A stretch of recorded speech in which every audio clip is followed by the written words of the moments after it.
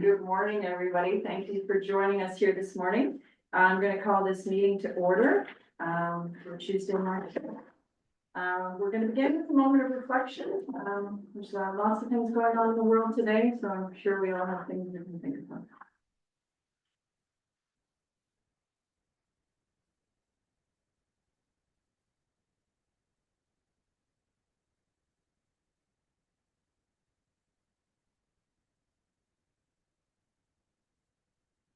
All right. Item 3 on our agenda is the declaration of office. So we're going to begin with that for our new councillor, Jeff Bell. And then Well, actually, we're gonna have Jeff take it away. Okay. Jeff, could you read the declaration for us, please? Okay, some full form. Okay. I, Jeff Bell, having been elected or appointed to the office of councillor in the municipality, municipality of Township of Perth South, do solemnly promise and declare that I will truly, faithfully, and impartially exercise this office to the best of my knowledge and ability. I have not received and will not receive any payment or reward or promise thereof for the exercise of this office in a biased, corrupt, or any improper manner. I will disclose any pecuniary interest, direct or indirect, in accordance with Municipal Conflict of Interest Act. I will be faithful and bear true allegiance to His Majesty King Charles III. And I make this solemn promise and declaration conscientiously believing it to be true and knowing that it is of the same force and effect as if made under oath. Thank you. If you could sign that for us.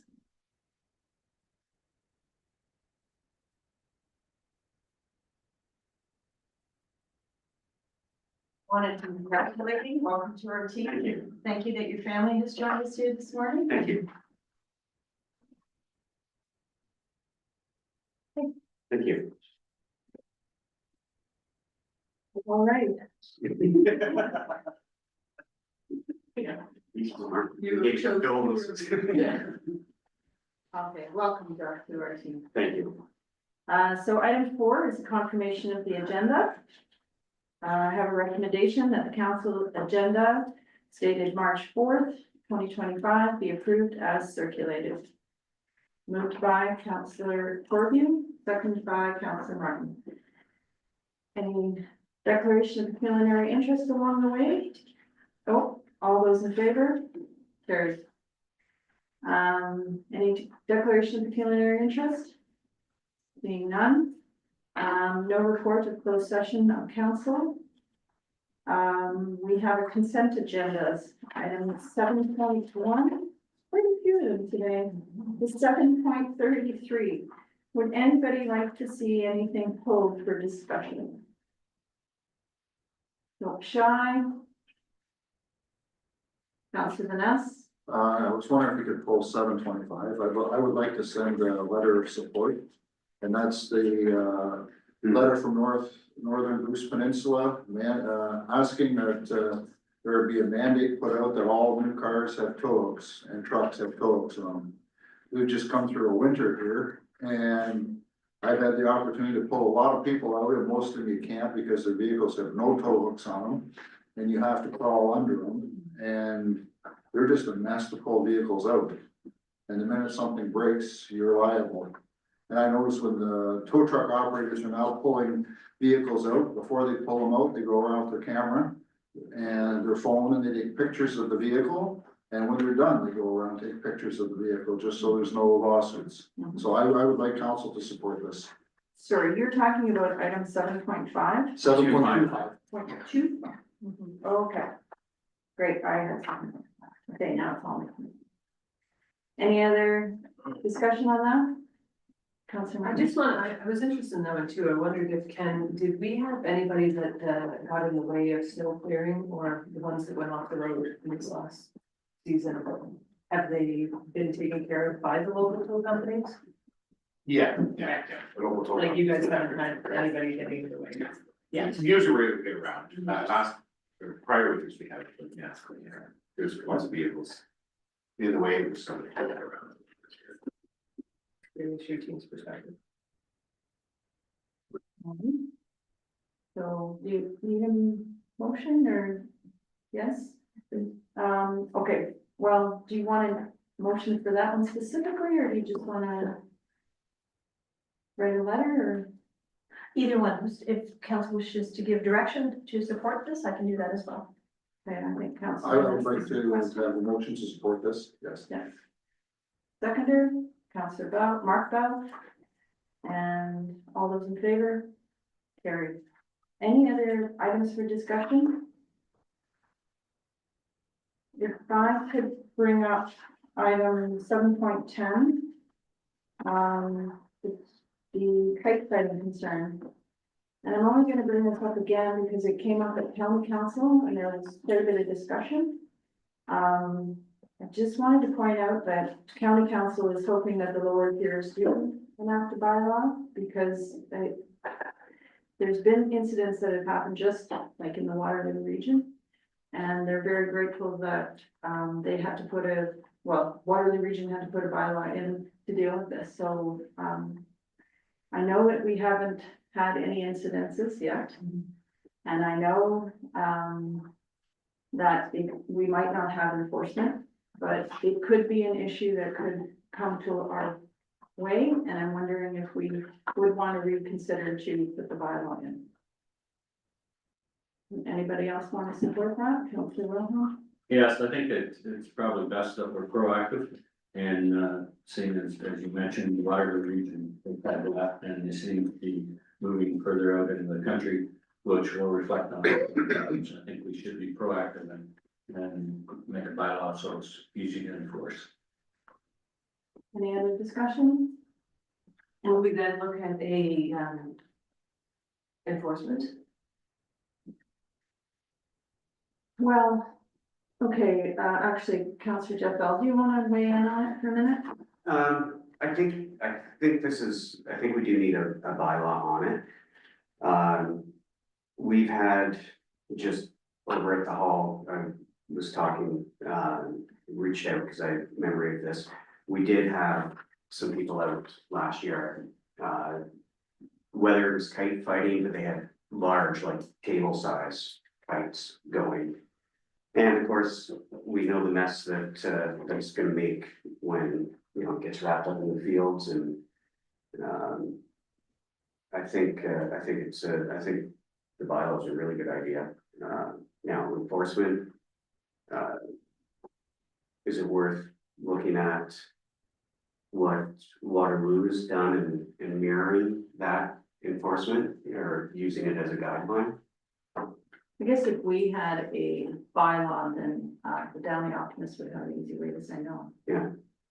It wouldn't be allowed in our region. Go ahead. Excuse me.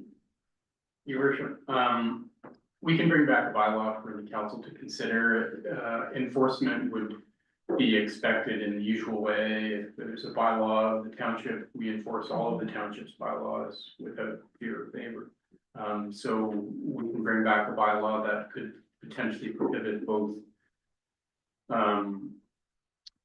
kite fighting and renting facilities for that purpose. So then the community centers would then be able to rely on the bylaw to decline any rentals that were proposed for that purpose. One of the other things that, was good, the CFA article, so there's quite an article in here as well. I'm happy to pass that around for people to look at. I don't think the CFA has asked us for much, so when they are asking, I do want to take note that maybe we should, so. So who would like to make a motion to support, staff bringing back a moved by Councillor Wilhelm, second by Councillor Jeff Bell. All those in favor? Carried. Any other items for discussion on the consent agenda to be brought up? Okay, if not, I have a recommendation that consent agenda items 7.1 to 7.33 without 7.10 and 7.25, which is already discussed, be received for information, and that the regular council minutes of February 4th, 2025, and the special council minutes of February 10th, 2025 be adopted. Those in favor? Carried. Sorry? Sorry, so, oh, maybe I did not, Councillor Martin, I'm off my game today. Seconded by, Councillor Corview, all those in favor, carried, thank you. All right, moving on, we are at the consideration of this, really a drain. So. You're going to have Brandon come to that. Basically, we're redoing this again. So. Just open up for consideration. Okay, so I'm gonna welcome everybody in attendance. Brandon, do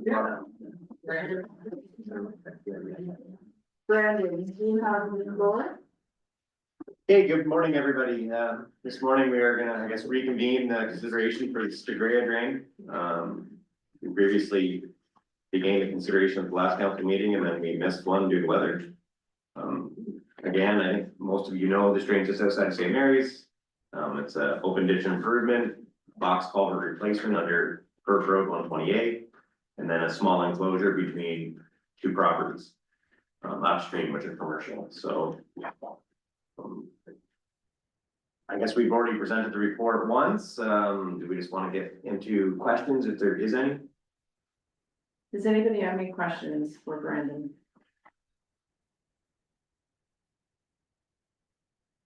No, there will not. I might have missed it, but was the assessment change for the Zora Oxford? So, I didn't see it there. Mr. Bettles, caught that right away. We had an incorrect allotment to, I believe, 13 Pine, and then I provided Lizette with an updated schedule. That should have corrected that. Okay.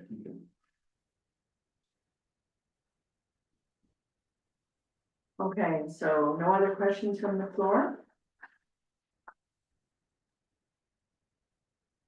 Did you have anything, Councilman Us? Question, there's a charge for the, going across the road to the landowners. Could you explain that, Brandon? So what we did on this drain,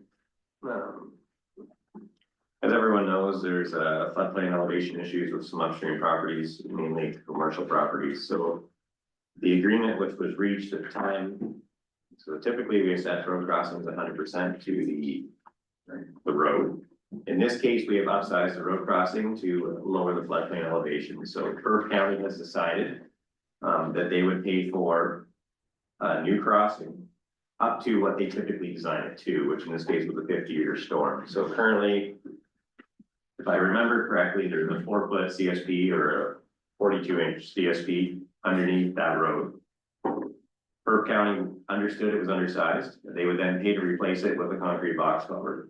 What we've assessed the owners is two things. We've assessed them for increasing the size of the box culvert to lower the floodplain elevation. So this culvert is designed to a 250-year event due to, I guess that was the guidance given to us via a modeling report that was completed by Stantec. So we've charged the owners for that upsize to lower their floodplain elevation. I believe we're lowering it 88 centimeters. So that lowers their fill requirements as well. Municipality here graciously has paid for that modeling report, which to date is, I believe, approximately $30,000.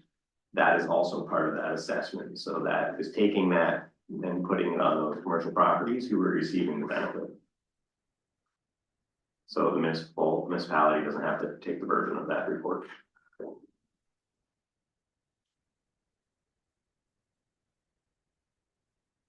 So if that was just farmland, if there was no commercial at all there, we would go with the 50-year culvert? Yes, Or would Upper Thames be okay with that? Or would they still make us go to 250 years? I can't comment. I would build it to a 50-year. Typically, we build things under the bridge code, so the bridge code would call for a 50-year design standard for a structure of that size. For a road of that classification, now, if this was a Perth South road and it was gravel, we could build it to a lesser standard. Okay. And that's why the structure there is it's two reasons. That road's probably been improved. Over the years, this probably was a township road at one point. Now it's a county road. Now it's got commercial on it, so. It's based on road classification. Counselor Courtney? So the municipal drain stops at the railway tracks, right? Or does it carry on through the next property? It does not carry on through the St. Mary's Cement Corp property. Okay. So the existing municipal drain, essentially goes to the railway. There is a culvert under the railway, which does not meet 250 years long. Yeah, I've walked the drain, all the way down through the cement plant there and at some point, hopefully there's no issues on the other side of the railway tracks. We're putting, to me, the culvert under the road is pretty extreme for the land it's draining. I understand that we have to bring the level of the floodplain down, but it's pretty big culvert under the road. The one we're proposing makes it, it's 3 meters span, I believe. And those all came under the recommendation of the floodplain modeling study. Okay. Any other questions from council? Would you have any questions from the public? No, just to introduce myself, I'm Bob Patterson, and I'm representing Express Signs. They've got the building up there. And the family just wanted me to come and comment and thank everyone here again for all the effort that's been put into trying to get this resolved when it comes to the drainage. After the last meeting, we asked for a bit of an adjournment, and the council was kind enough to allow us a couple weeks to do that. We sent out some emails to Scott and Brandon, and they responded very promptly. We just want to thank you on that as well. Thank you. All right. Okay, next steps in the process. If council is okay, then we can adopt the report and then we can discuss next.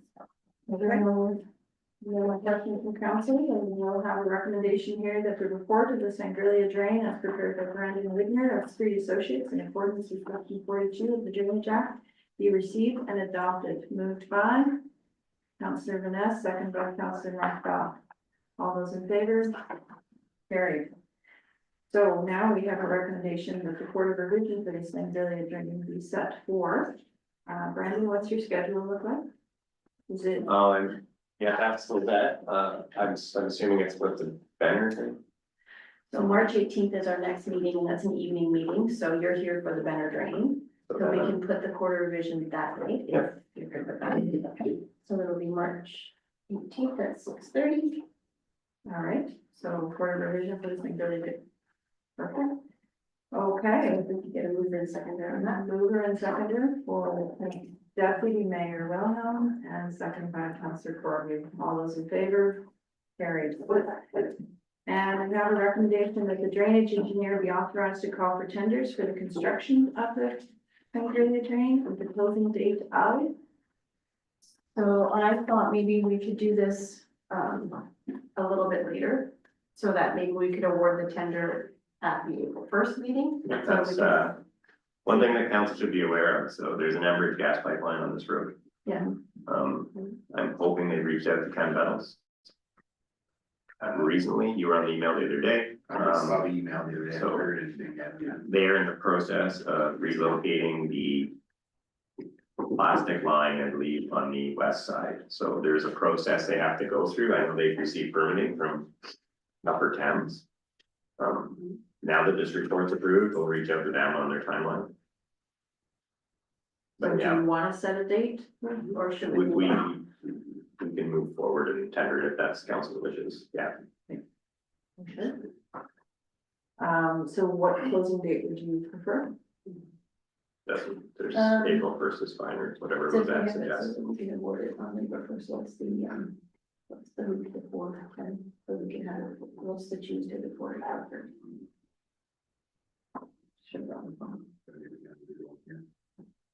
So April 1st, So the 25th would be the Tuesday, Yeah. 24th would be the Monday. Yeah, we close it on March 25th. And then we can add your input so that it can be part of the council. Yeah. agenda. Okay, so that is a recommendation that we call for the tenders for March 25th, moved by Deputy Mayor Wilhelm, second by Councillor Cordew. All those in favor? Carried. All right, yes, Just one question, is that, ditch considered, ditch, that they can't, work till July on it or August? Yeah, so construction, based on the permitting we received, we can't start construction until July 15th, but that's not, that will be written in the tender. Okay, thank you. thank you. Actually standard for all water courses. Okay, so we're moving on to 8.2. All right. The drain tender results for the McEwen drain and the CNM farm crossing and the Thompson drain. Speak to that, those. Well, I know I sent a letter in, I don't have the information in front of me. I believe we had a very competitive bid with a large number of bids, if I remember correctly. Nick DeJong, I believe, is the low bidder. Just so everyone is aware, this is 3 drains combined. So, we tendered them all as one package. Nick was the lowest when they were all combined. And I believe if you scroll down on the letter, it should indicate the special assessment was reduced by approximately $7,000. So the special assessment is the road crossing. So that means the bid that we received, the items were $7,000 less than the estimated cost that was in the report. So the township in this case sees that road or that savings directly. Any questions from council? For each road crossing? Or total? So that's for both, because there's a bore on one, I believe, and then there's a open cut on the other. That's on both.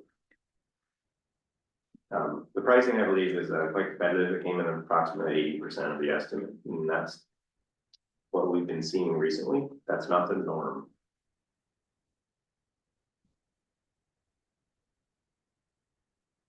Any questions?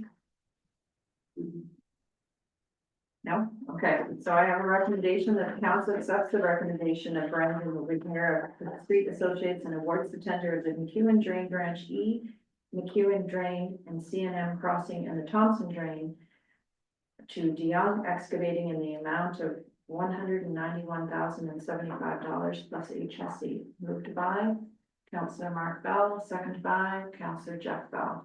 All those in favor? Carried. All right, thank you, Brandon, for coming.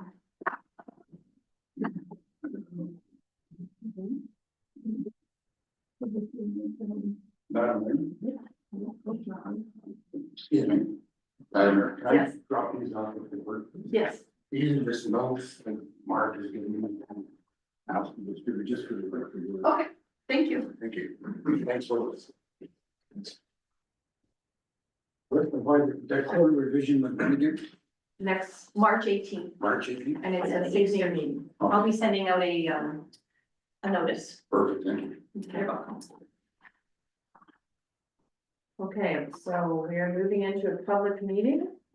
So looking for council to adjourn this regular meeting, moved by Councillor Martin, second by Councillor Vanessa. All those in favor? Carried. And, we are at, the application for proposed zoning bylaw amendment, which clarifies the wording throughout the township zoning bylaws. And, we are the applicant, and Moira is here to, bring it to our attention for all the changes. So I should ask the clerk to advise and confirm the method and date of the notice given for this meeting. Thank you, Mayor Orr. An ad was placed in the St. Mary's Independent newspaper on February 6th, as well as being posted on the township website. Now I'm gonna ask Moira Davidson to provide an overview of the application.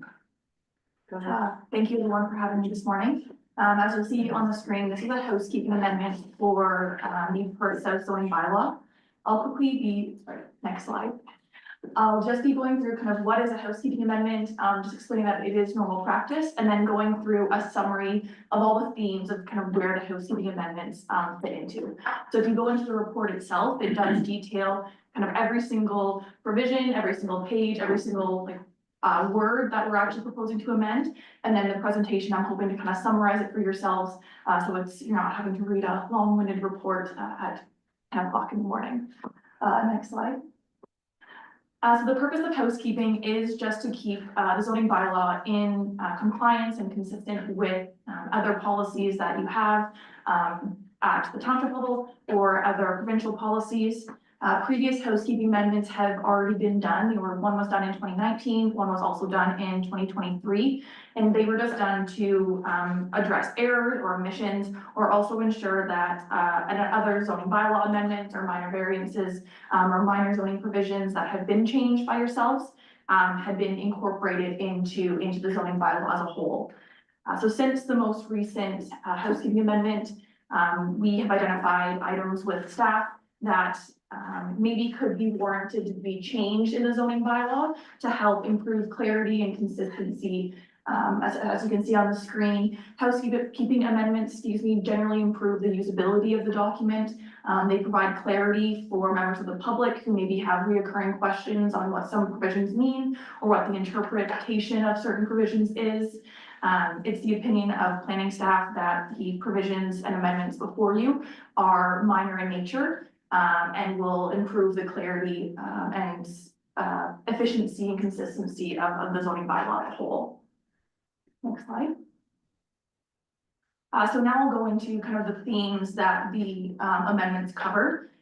So in addition to kind of the items that were addressed with staff with some changes that were warranted, there's also been a number of bills passed by the province over the past 3 years, almost 10 in total, that have impacted or addressed matters of land use planning. So we're looking to not only address concerns of staff or issues identified by staff, but also ensure that the zoning bylaw is compliant with those changes and those bills to the overarching land use policies.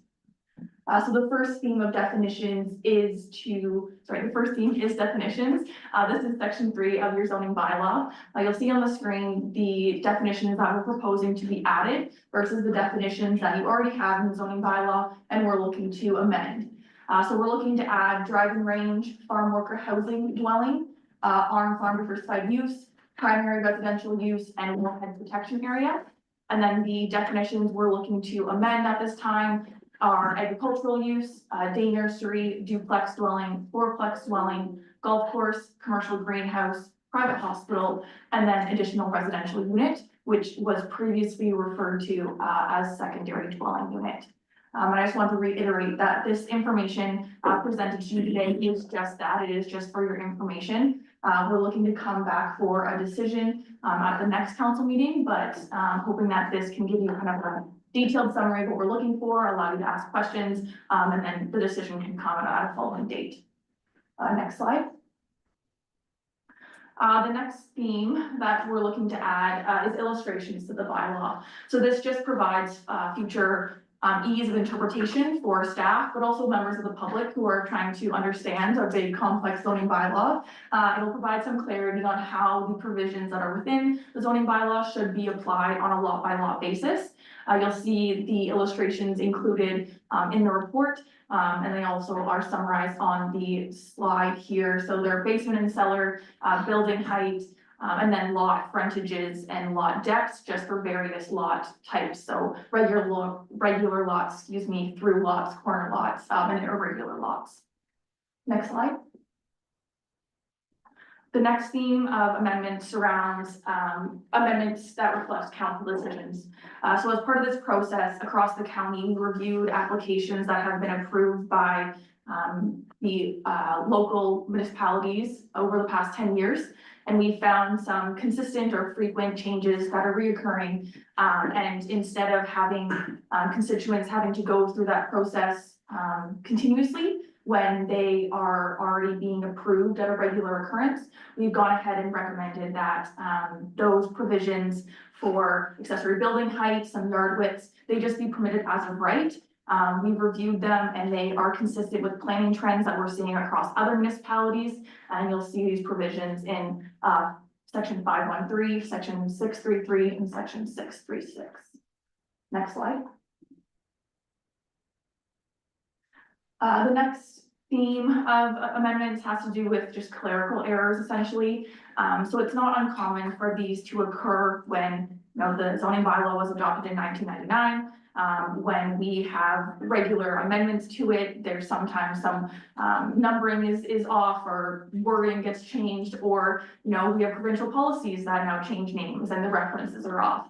So a good example is shown on the screen here where the current zoning bylaw speaks to the 1999 definition of the Ontarians with Disabilities Act. It was then changed in 2005. So we're looking to bring that type of change, that specific change as well, into compliance in the zoning bylaw. Next slide. There's also one change proposed to a key map, which is identified through a clerical error where the outline of the zone did not align with that of the official plan. We recognize this actually through the official plan process, and I thought that this was a good opportunity to make that amendment. You can see it when you look at the original mapping of how it occurred with mapping from 1999, the lot lines weren't exactly exact, and you can see that it was off. So we're looking just to bring that up and meet where it should occur. And it aligns with, property ownership as well. So we're just looking to make that amendment to that small sliver there, that boundary be corrected. Next slide. And finally, additional residential units. So this was kind of the main rationale for starting this housekeeping amendment. There's been a lot of changes in provincial policy regarding this matter. Previously, they were called secondary dwelling units, then they were called additional dwelling units, and now the terminology used is additional residential units. It's specifically mentioned in the Planning Act under Ontario Regulation 29919, and there's also subsequent sections of the Planning Act that specifically speak to this. It permits additional residential units. See, I'll eventually get there. It permits up to 2 additional residential units on a lot. So we've gone ahead and aligned the zoning bylaw with that. There's also some removal of provisions that existed in the zoning bylaw that previously said, only 1 unit per lot. Now that the Planning Act says this, it's no longer valid to have such a provision. So we recommend the removal of that. And just general alignment of terminology throughout the zoning bylaw with the new terminology that this upper tier or overarching planning policy uses. Next slide. And that is the short and sweet summary of the housekeeping amendments. But I'm happy to answer any questions or clarifying questions that anyone has now. Councilor Martin? So for 5.13, the location size of the additional dwelling units, will that relieve some of the bylaw amendments we have to make for height? Like, is that gonna be enough? We've gone, from 4.5 to 5 meters in height?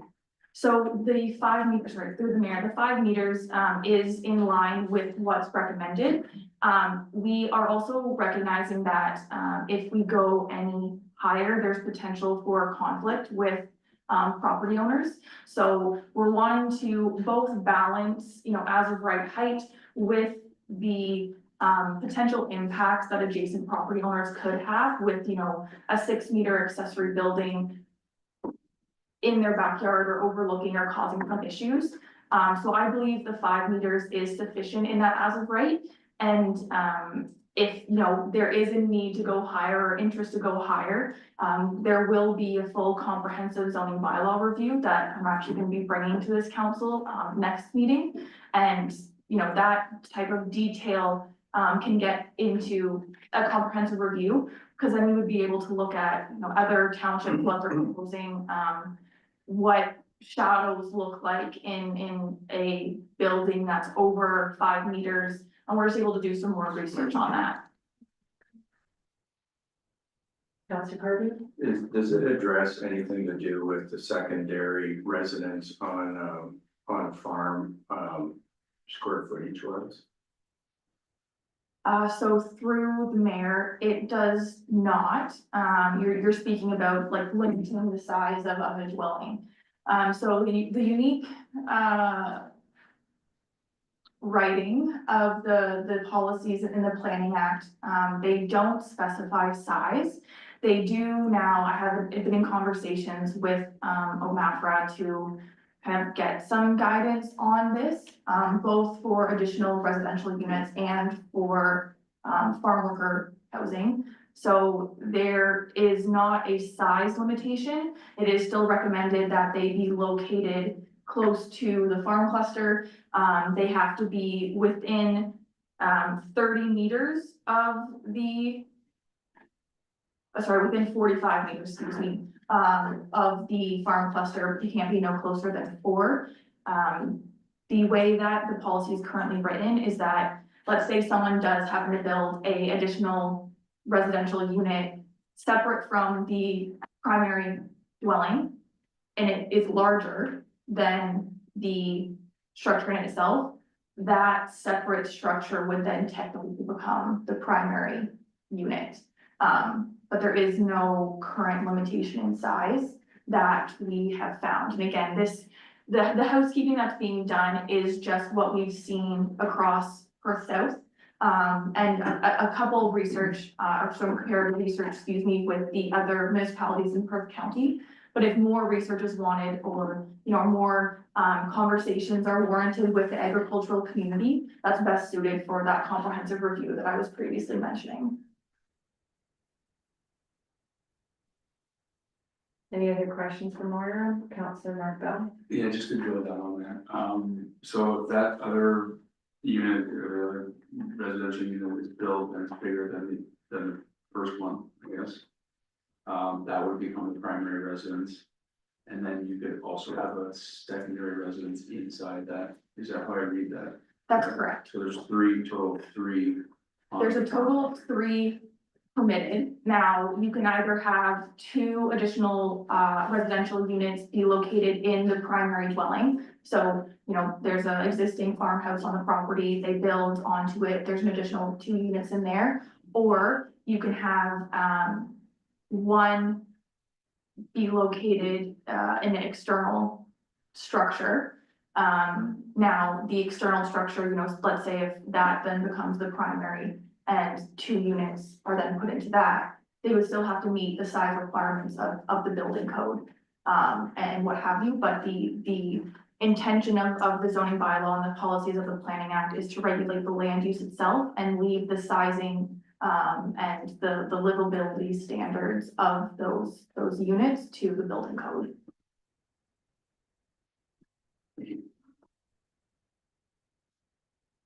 I just have one question. When it comes to the secondary housing, does it have to have its own separate sewage and everything like that? Or does it have to be connected?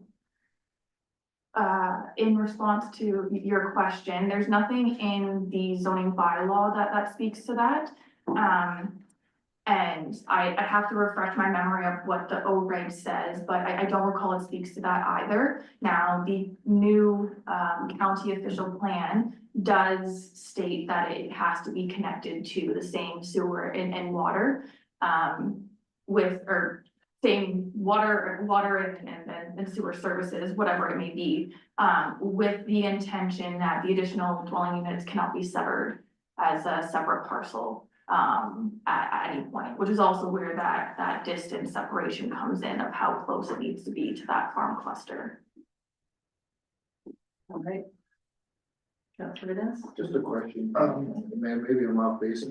If a farm does not have any dwelling units on it, and take a greenhouse, for instance, you want to build a dwelling unit there for employees, is there any issues with that on where it's placed?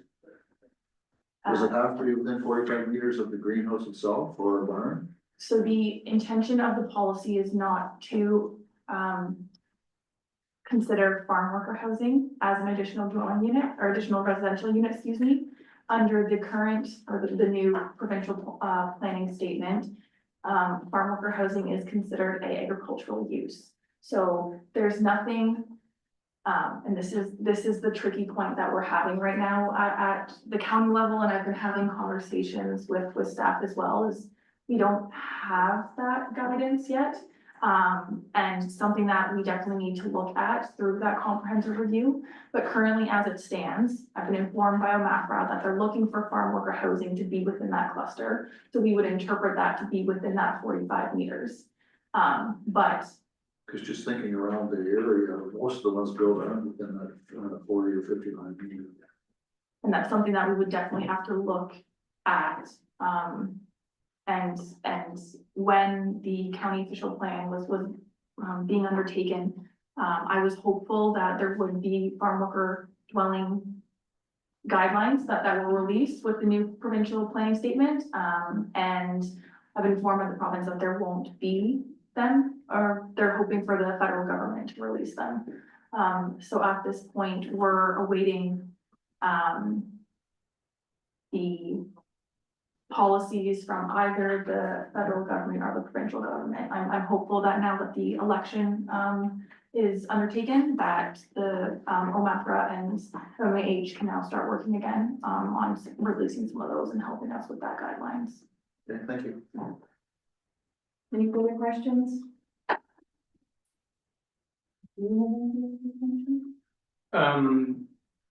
Your worship, I think Moira has identified the nuance that's necessary in dealing with the different types of accommodation, I will say, outside of hamlets and villages, whether it's surplus farm dwelling severances or employee accommodation. I'm being careful with my language because definitions are what's driving a lot of the approach, and the federal government's involvement to Councillor Vanessa's inquiries, because the federal government runs the temporary farm worker program. And there's some hesitation in requiring that form of accommodation to be held to a different standard than the standards that everyone else is living in. So we are trying to be thoughtful around how to regulate, but without feedback from OMAFRA or the federal government. It's so, put it simply, we're not trying to rush through this because the landscape is changing a little bit. But we are trying to anticipate the types of requests that we will get from landowners who are trying to continue with their agricultural operations, people who are interested in having other accommodations on their property for family, whether they are younger or older. So this is really a moving target a little bit. So we're trying not to leave us with any room to interpret what's coming. Where? If I may clarify a piece that I do want to reiterate, the changes we're making, you'll see that in the definitions, we've clearly defined what a farm worker housing dwelling is. And the rationale for that in placing that definition is so that, you know, we haven't permitted it anywhere as of right currently. The overarching policy that permits farm worker housing as an agricultural use in the provincial planning statement states that it can only be permitted where the size and operation warrants such housing. So in defining the term in the zoning bylaw, but not permitting it in any of the zones, we're able to require those wishing to have farm worker housing at this point to need to go through a zoning bylaw amendment. So then we can guarantee that the size and operation of the farm operation warrants farm worker housing, and we're not having unnecessary growth in and taking away from workable farmland by putting, an apartment, let's say, that's not actually going to be used for farm worker housing. So that's kind of the approach we've taken now.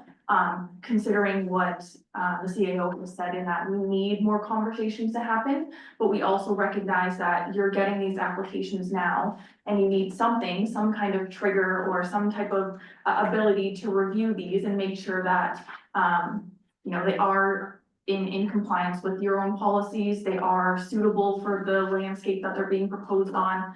So that's kind of the happy medium that we're trying to propose now. And then with the comprehensive review that's coming, we're able to come back to this table and have this larger conversation about more detailed provisions and standards that are required in the zoning bylaw to guide that future farm worker housing. Councilor Markbell? I had a question on the, it's on page 228 of our agenda. There's a diagram, and I think it might be the last page of, I just don't know what that, I just want some clarity on that. What that diagram is trying to tell us, frankly.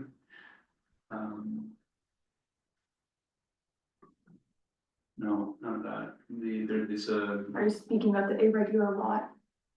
Potentially, yeah, so it's like in Schedule A, maybe, that's what it says at the top.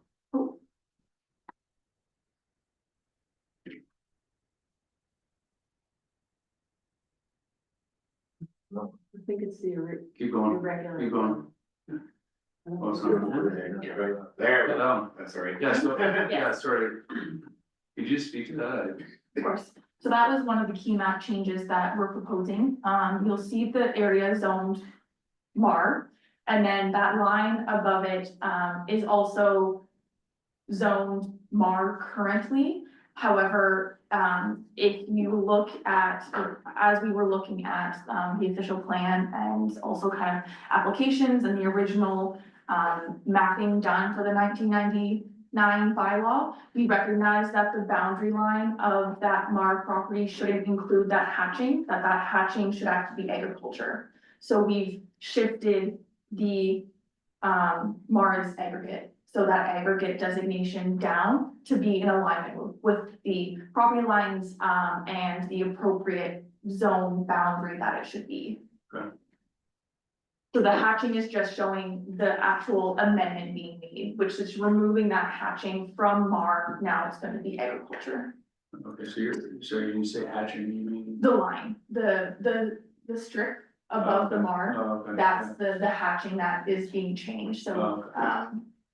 instead of being MAR, which is, the MAR designation went to the very top of that line section there. Yeah. And now that is being brought down to the south, and that strip, is going back to agriculture.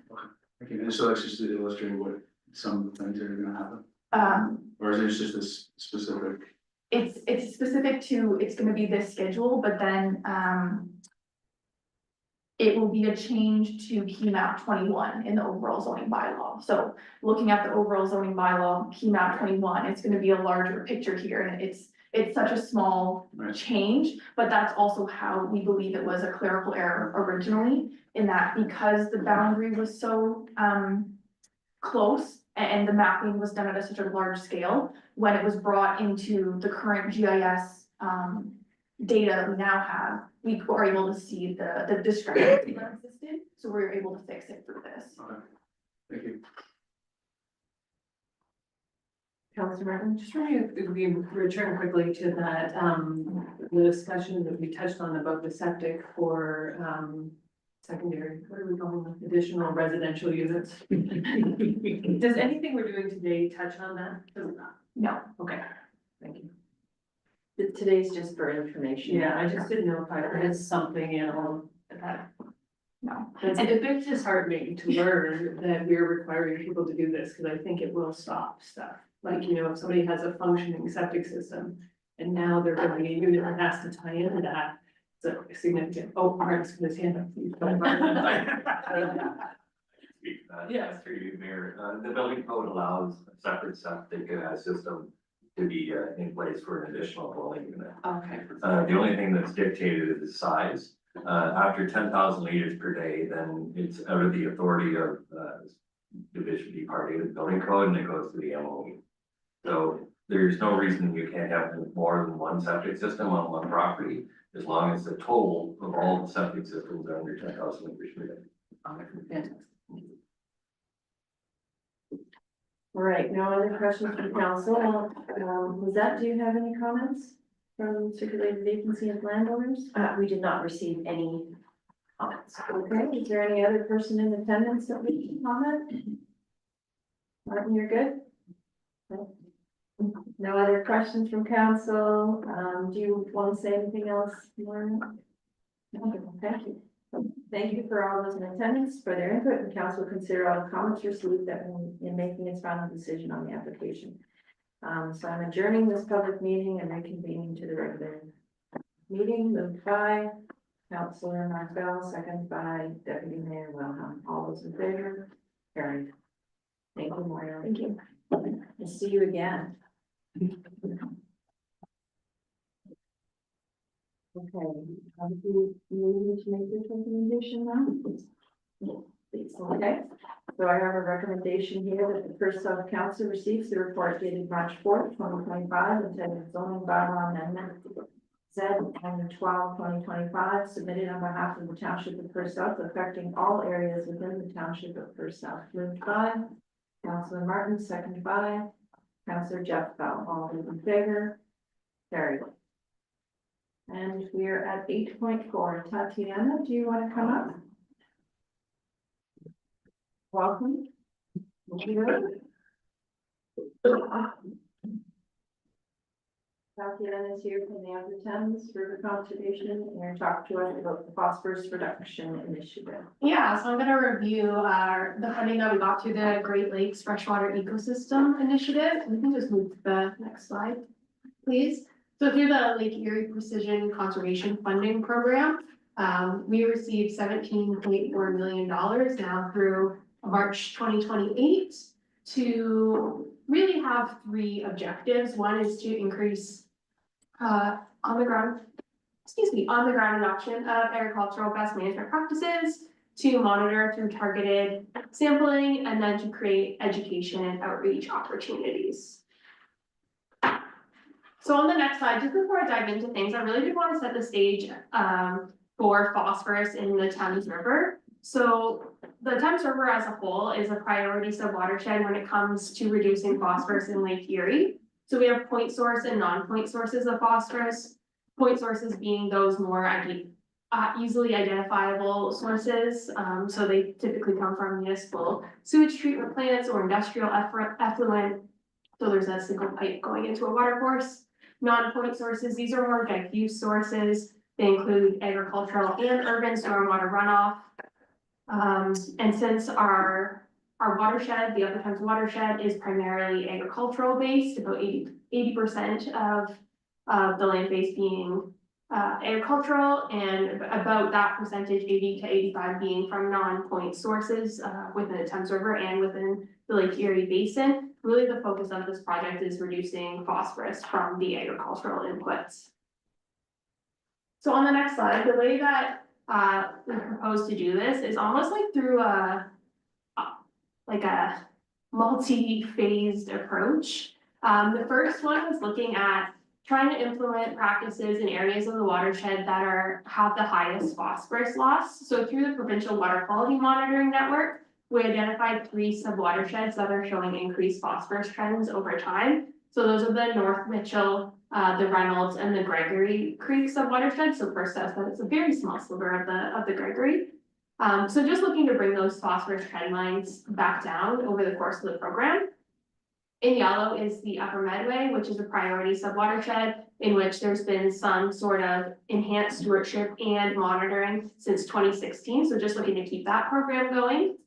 But we're also going to prioritize areas of the watershed that are highly vulnerable to soil loss. So we do know a large portion of phosphorus that is lost from our watershed is tied to soil. So this could be highly erodible soils or sloping land. So in areas like Flat Creek or Fullerton sub-watershed, there is a larger percentage of those lands. So looking to target phosphorus reduction on those properties. We'll work with livestock producers. So looking for opportunities to work in fields where there's high soil test phosphorus levels and just bringing that down either through research or through some partnership opportunities.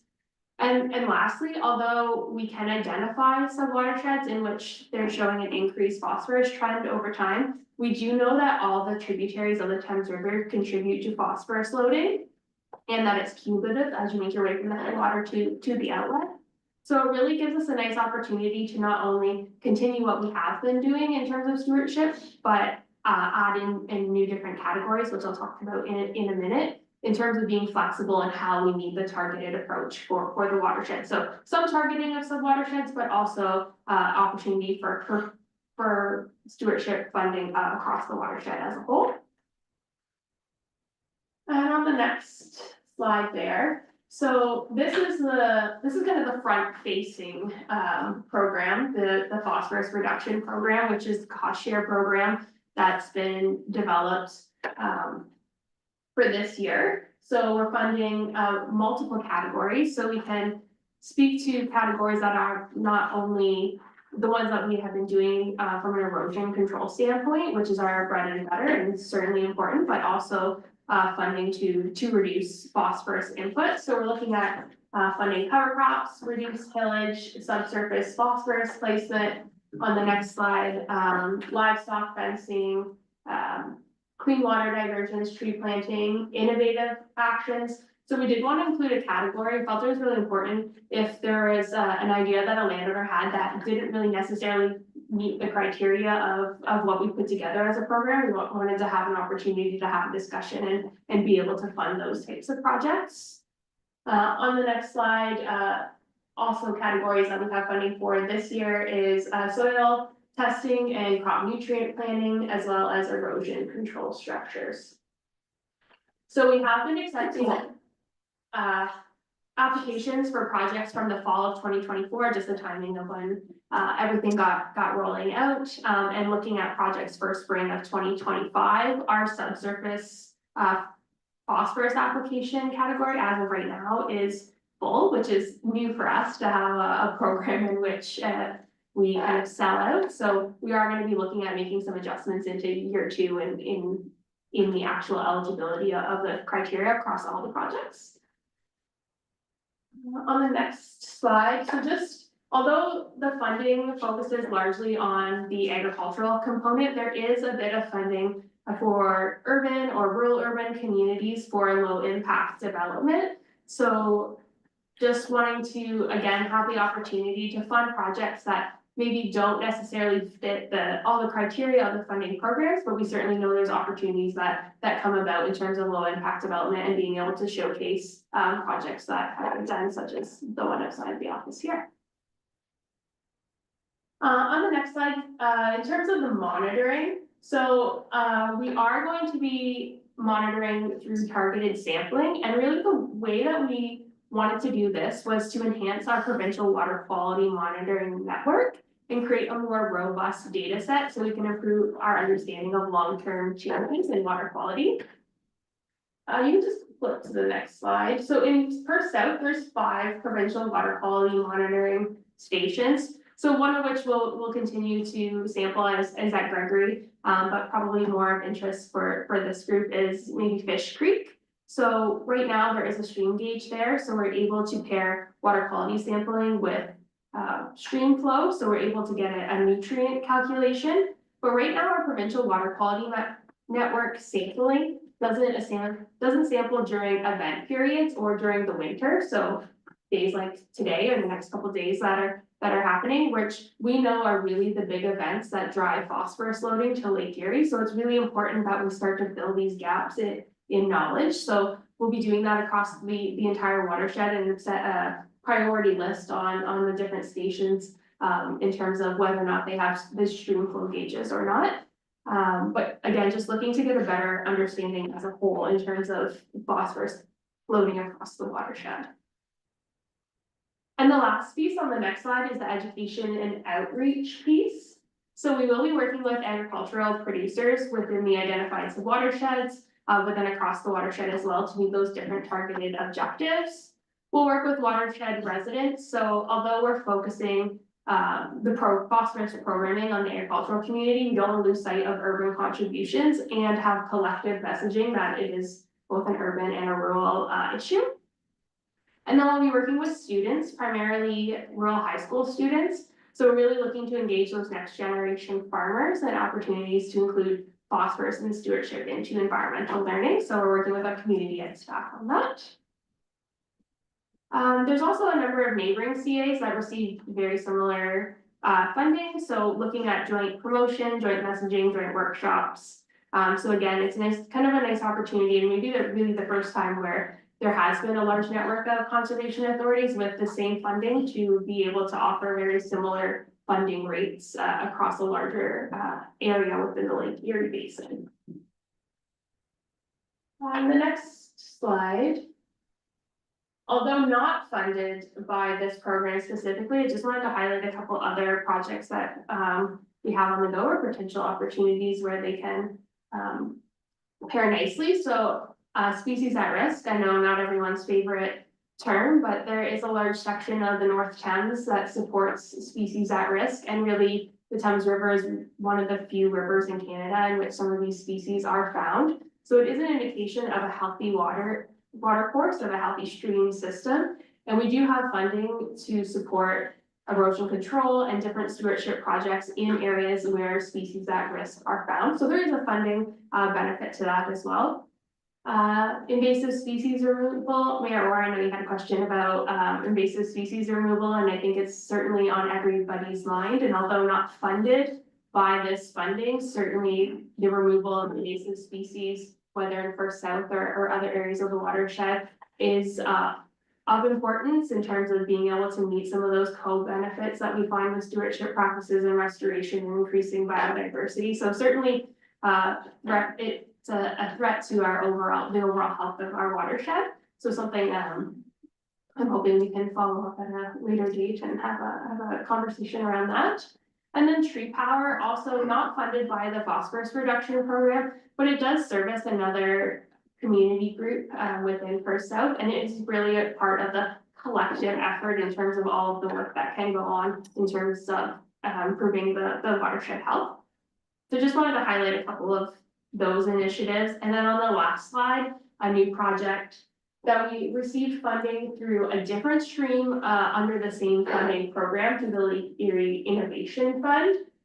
We will be implementing a subsurface irrigation or water recycling system on one of the farm properties near Wildwood. So just again, looking at new approaches for conservation drainage, stacking of best management practices, and another opportunity to have a research and demonstration project in terms of improving water quality. So this is something that's becoming more common, I'll say, in the States, and we're always a little bit behind in terms of what they're doing for research and demonstration. Just another opportunity for us to highlight a different type of project. So that is, in a nutshell, all that will be going on for the next few years with that program. I don't know if anyone has any questions.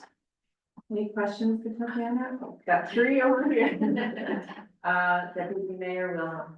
Okay, just a few comments. And I'm disappointed that you seem to be concentrating solely on agriculture and farmers when urban city dwellers use a lot of fertilizer on their lawns, etc. And perhaps application is not what it should be.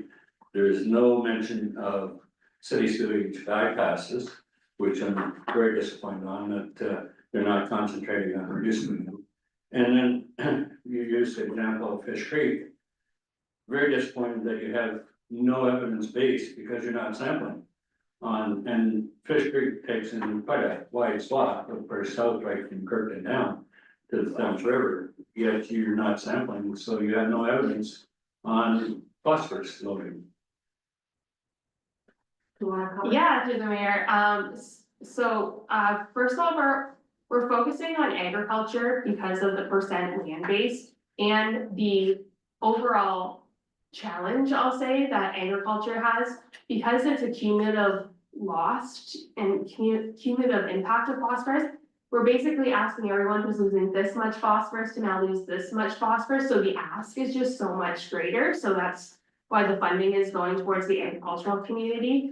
There will be focused on messaging on the urban components for sure, like we don't want to lose sight of that in terms of overall messaging.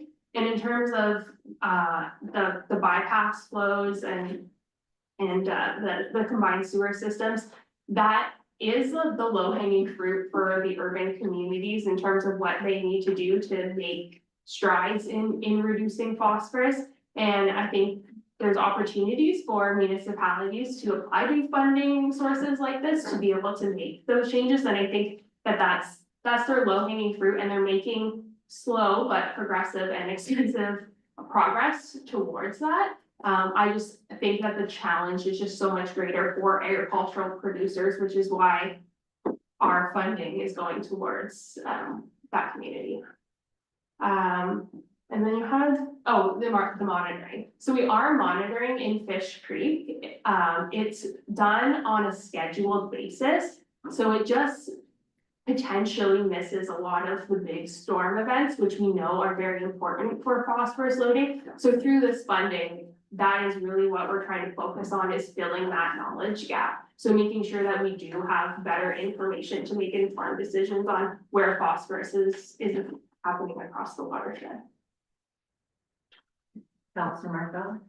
BMP, I saw it mentioned a bunch of times in here, I couldn't find what does that actually mean? Oh, great question through the mayor. Best management practices. Okay. Councilor Corey?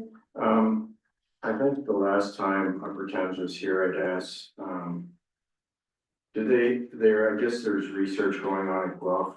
Is there ability to take phosphorus out of the water? Through the mayor, there's a bunch of different, I'll say, demonstration and research type projects right now. I don't know if anything has landed on a, well, I know like this is the solution, but there certainly is kind of some of those innovative type projects and research going on. So we do try to keep our ear to the ground in terms of partnership opportunities where somebody has a product and if that's an opportunity to build it into research components, but nothing that I know of off the top of my head. Last question here, on the water quality monitoring sites, London's got 4, Provincial 24, and Upper Thames 3.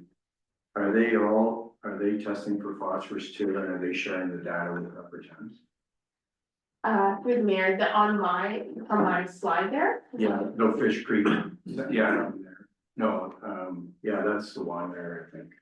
Yeah, so those ones within the city of London, we do have the data for as well. So every site that's tested for provincial water quality monitoring and or ones that we've added in, the data set is all the same. They're all looking at the same thing, which includes phosphorus. So both your total and your dissolved phosphorus. Okay. Councilor Marco, you had one? Yeah, I just want, the direct correlation between phosphorus and our food. If we limit our phosphorus, we limit our food. What would you say to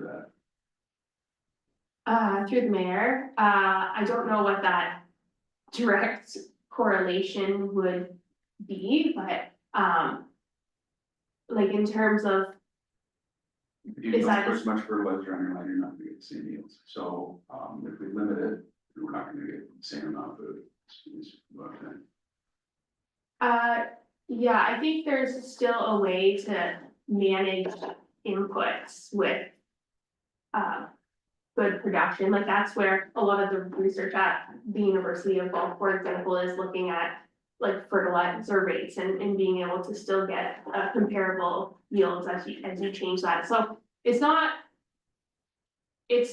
really at the end of the day, stewardship is voluntary. So we're just looking for opportunities to kind of take that next step and work with what producers want to be doing. So when we're funding things like subsurface fertilizer applications or just different ways to apply phosphorus, these are all decisions that we are allowing the agricultural community to make. So it's coming from the requests. A lot of this is coming from requests for funding that we've had over the years and or other programs that are happening at the provincial scale. So we're not making any decisions on what anyone agricultural producer is putting on their field. We are just here to provide funding should there be a conversation around trying to look for opportunities to reduce that. Councillor Vaness? Just a few questions here. If you read the document, it goes through best management practices. With the soil testing, what is the limits or what does the conservation believe that, the limits of P and K should be in fields? Like we go to University of Guelph and they tell you they like the limit of 20 parts per million for phosphorus and 120 for potash. But if you want to get your best yields, you're 40 to 50, more than double on phosphorus and up to 200 on potash. So what is the conservation wanting us to do? Yeah, great question through the mayor. So that would be something that it's just another tool in the toolbox for if people are looking to either know what they have in terms of nutrient content and or make those changes. We would base our recommendations off of working with like OMAFA and or certified crop advisors so that the farmers are making their own decisions for what they are going to apply. It's just really meant to be a tool in the toolbox for just knowing what you have in the soil. I know I've spoken to different farmers, and they are doing soil testing. The last person they want to see their soil test is the conservation authority. Because they believe this is the first step to limitations on what they can do on their own farm. Through the mayor, I would disagree with that in terms of, we are looking to gather soil test information. It's funding to go through the process of having a soil test taken. If people want to share that information with us, that is again voluntary. We're not looking for what your soil test results are. It's really just a tool in the toolbox to make a decision. And we aren't a regulatory body in terms of making decisions on what farm fields can do from a nutrient standpoint. So that's not something that we are looking to do at the end of the day with this project. It's really just meant to be an opportunity to fund and promote opportunities to reduce phosphorus from agricultural fields where there is a desire to do so.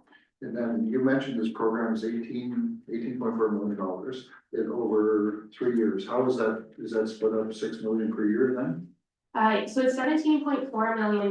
Yeah, no, so it's 2.4 up until the end of this March, this fiscal year, and then it'll be another 5. Of that $17.4 million, 75%, about 75% is flow through money for stewardship practices.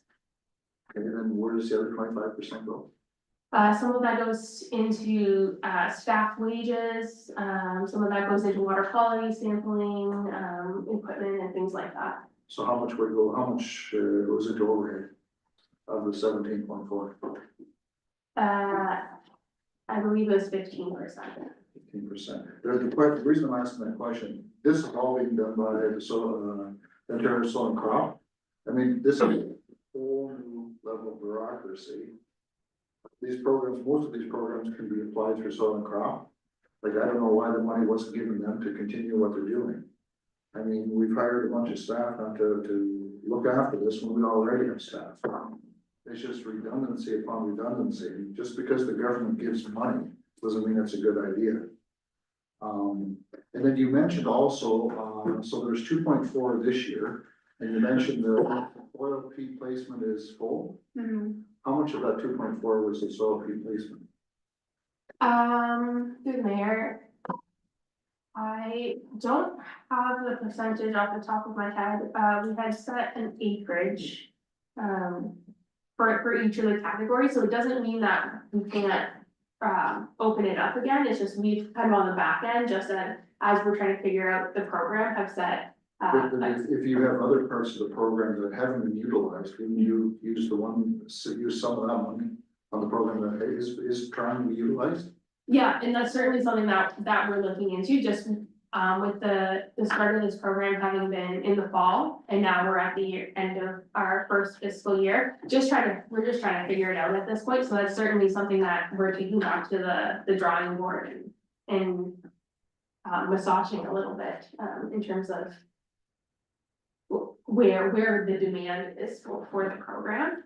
And if I can maybe just make a comment to, OSCIA having similar programming, they absolutely do. One of the things through OSCIA is also the requirement of a 4th edition environmental farm plan, which we aren't requiring through this program, so it does allow those farmers that maybe haven't gotten there yet in terms of updating or even having an environmental farm plan to participate in funding programs. All right, thank you for your answers.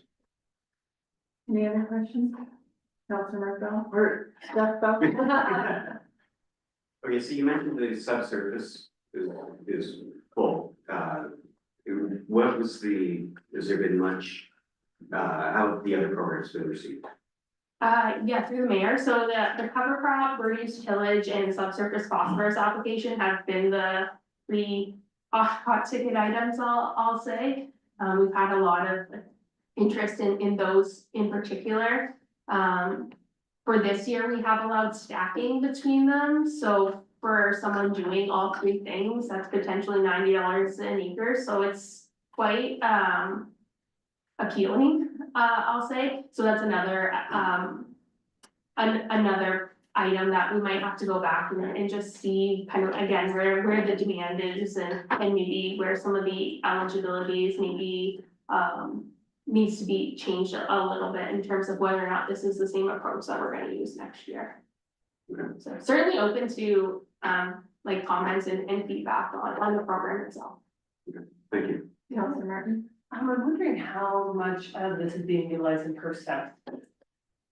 Like, the funding that's been allocated, is much of that going to Perth South?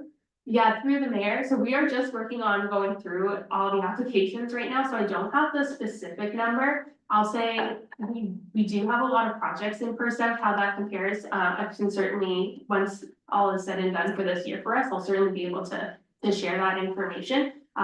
Perth South as a whole is an area of the watershed that we do a lot of work in, so I wouldn't be surprised if we have kind of, I'll say maybe like one of the top 3 or 4 municipalities that we're doing work in.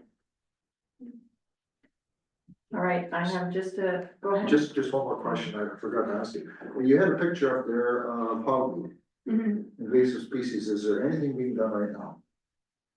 Through the mayor, so in terms of the work in Perth South, we've done giant hogweed removal on Upper Thames lands. We do some with private landowners, like ad hoc.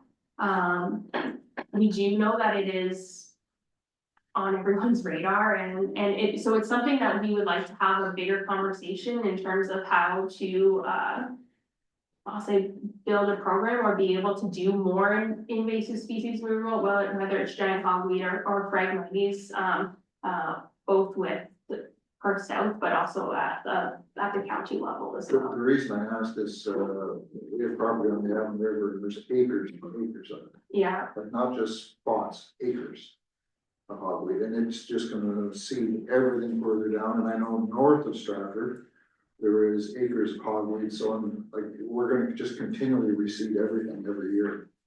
So I'm just wondering if there's any projects coming or.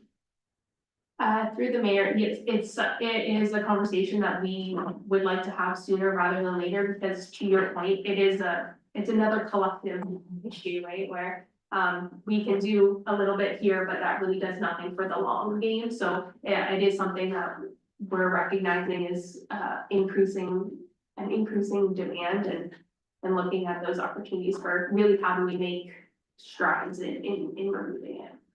I think Deputy Mayor will have that. Yes, these projects, have you monitored the watershed before you start the soil conservation, et cetera, projects?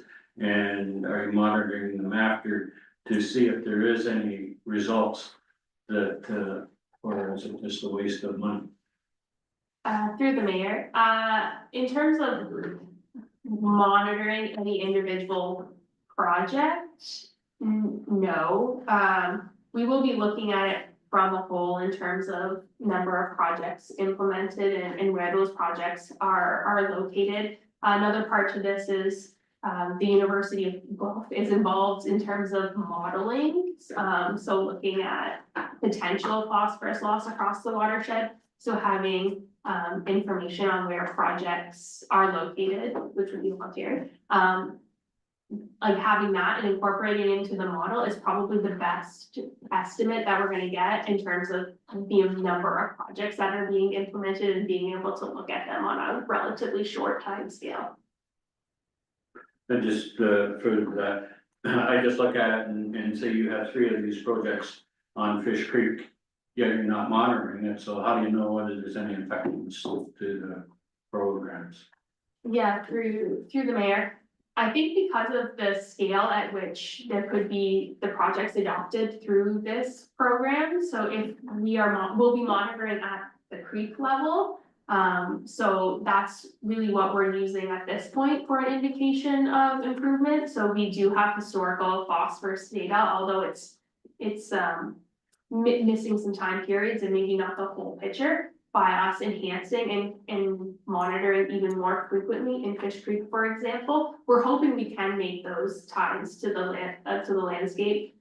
We certainly also have other tools in our toolbox in terms of like benthics and fish sampling, so some of those kind of more indicator species that might give us a better indication as to whether or not we're making strides on the ground in a relatively short period of time. Okay, I just wanted to touch base about the hogweed for a minute. The county council had hogweed initiative for 25,000 in their budget, but they have removed it. And I think it's coming our way next year, but that was really for mapping it and that, and we didn't know if it was also a matching grant for that, so I think there is some work being done at the county council level for the hogweed. But exactly what Councillor Vanessa said is that there's so much of it and it's gonna go downstream and affect our neighbors, but yet it's been around for years. So at some point, we're gonna have to deal with it. At some point, I do wanna touch base about fragmites. And I also, was 17.4 million came from the province? The federal government. The federal government, okay, thank you.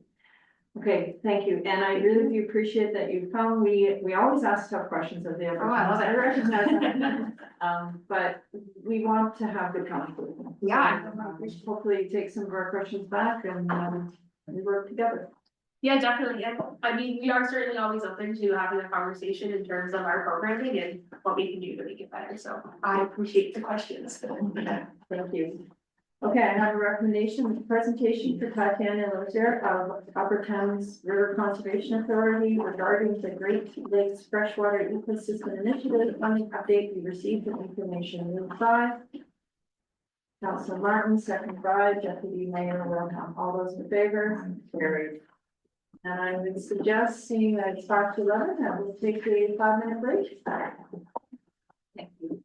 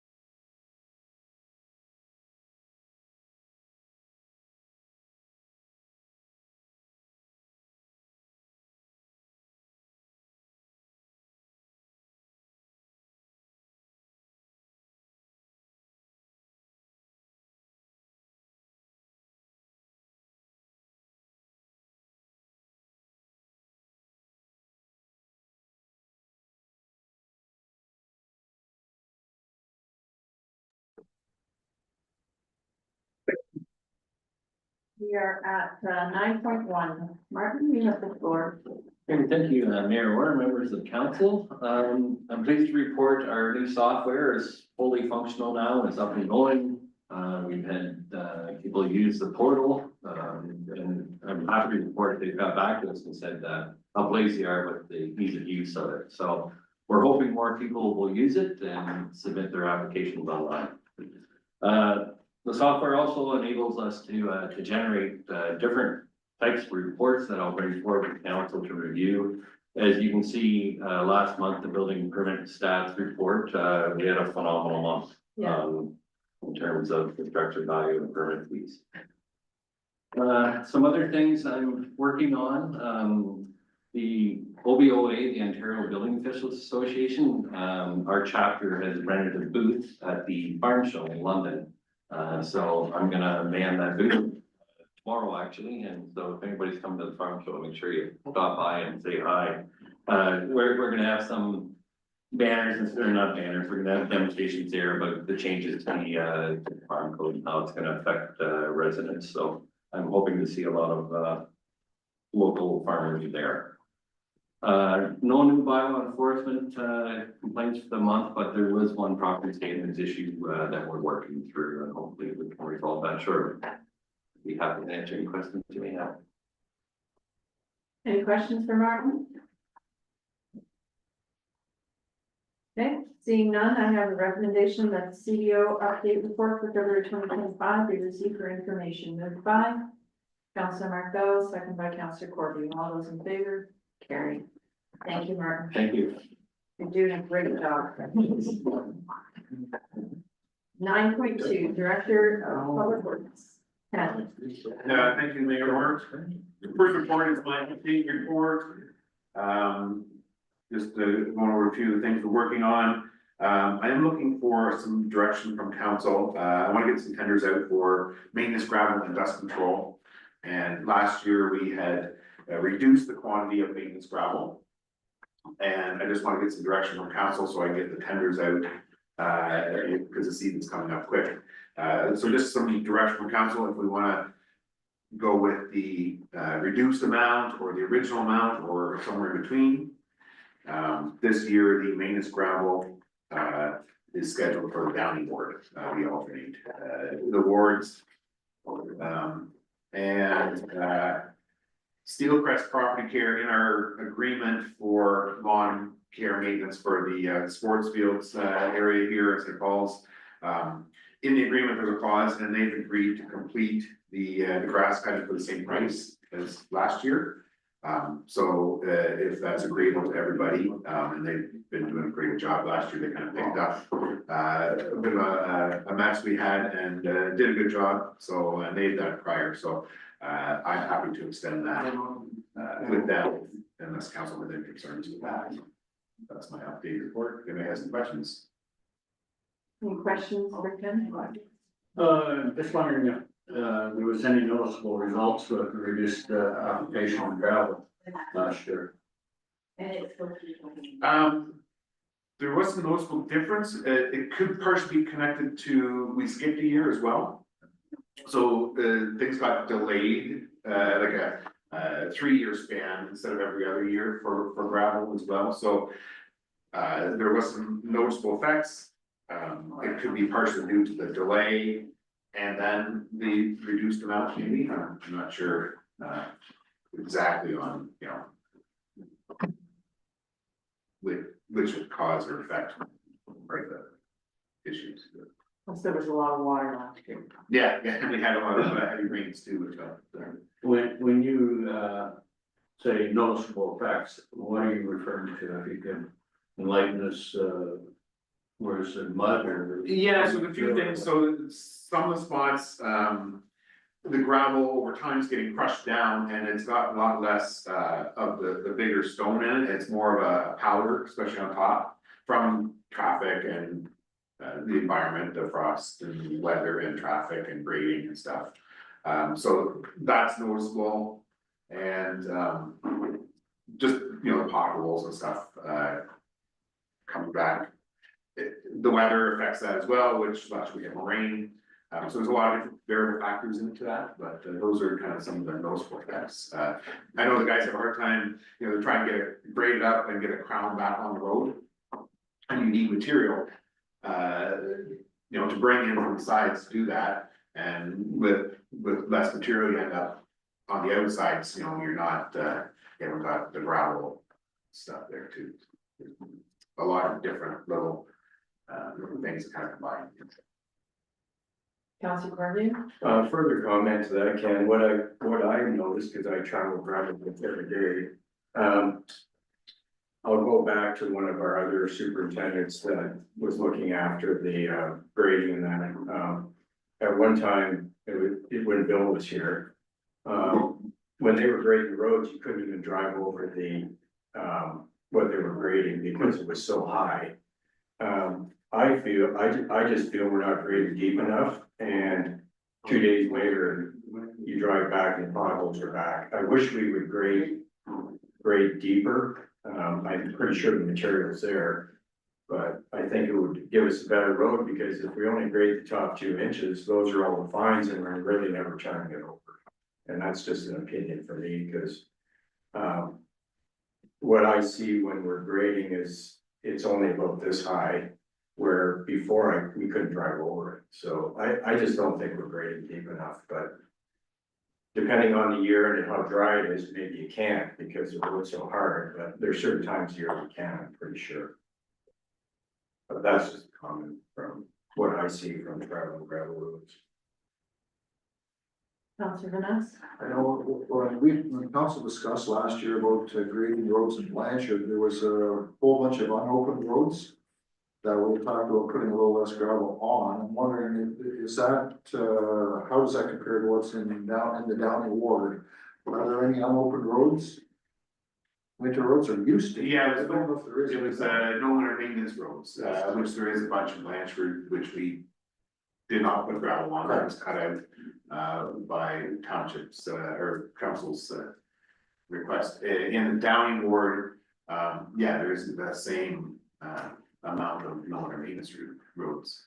Like, because my understanding last year's, the regular roads got the same amount of gravel, it's just no winter maintenance roads, thank you, that didn't get gravel, and that's why the amount was cut down that much. The typical roads got reduced quantities as well. Yeah, the no winter maintenance roads were already getting a very low amount of gravel, so cutting that out still required cuts to the regular amount on the rest of the roads as well. Councillor Markell? Do we know the percentage of, I guess, length of road that we have in the Downey Ward as far as winter maintenance roads, like 10% of our roads, 5% of our roads? I would say it's pretty much 0%. I don't know about any area that does have a winter maintenance down there. Did we receive any complaints, written or verbal, or do they call you from the Blanchard Ward when we reduce gravel? We tend to get concerns, complaints quite often. I'm not sure if they're more related to the effect, like the pothole that shows up. You know, we come and get the road graded, or there's a big pothole needs graded, or Dust.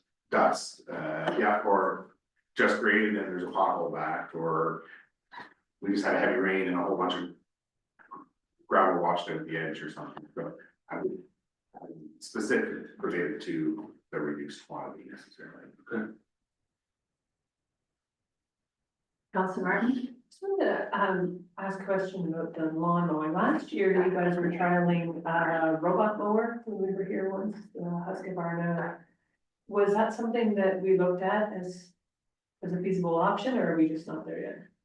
Yeah, it looked very promising. The robot, there's gonna be a couple robots to do the area here and the satellite GPS stuff. The cost is still on those units anyway, it's still fairly high, but I think that's something in the future that definitely we're gonna have to do some analysis on and see if it's viable, especially if the cost of contracting it goes up. in the future as well, so, I'm not sure it was quite.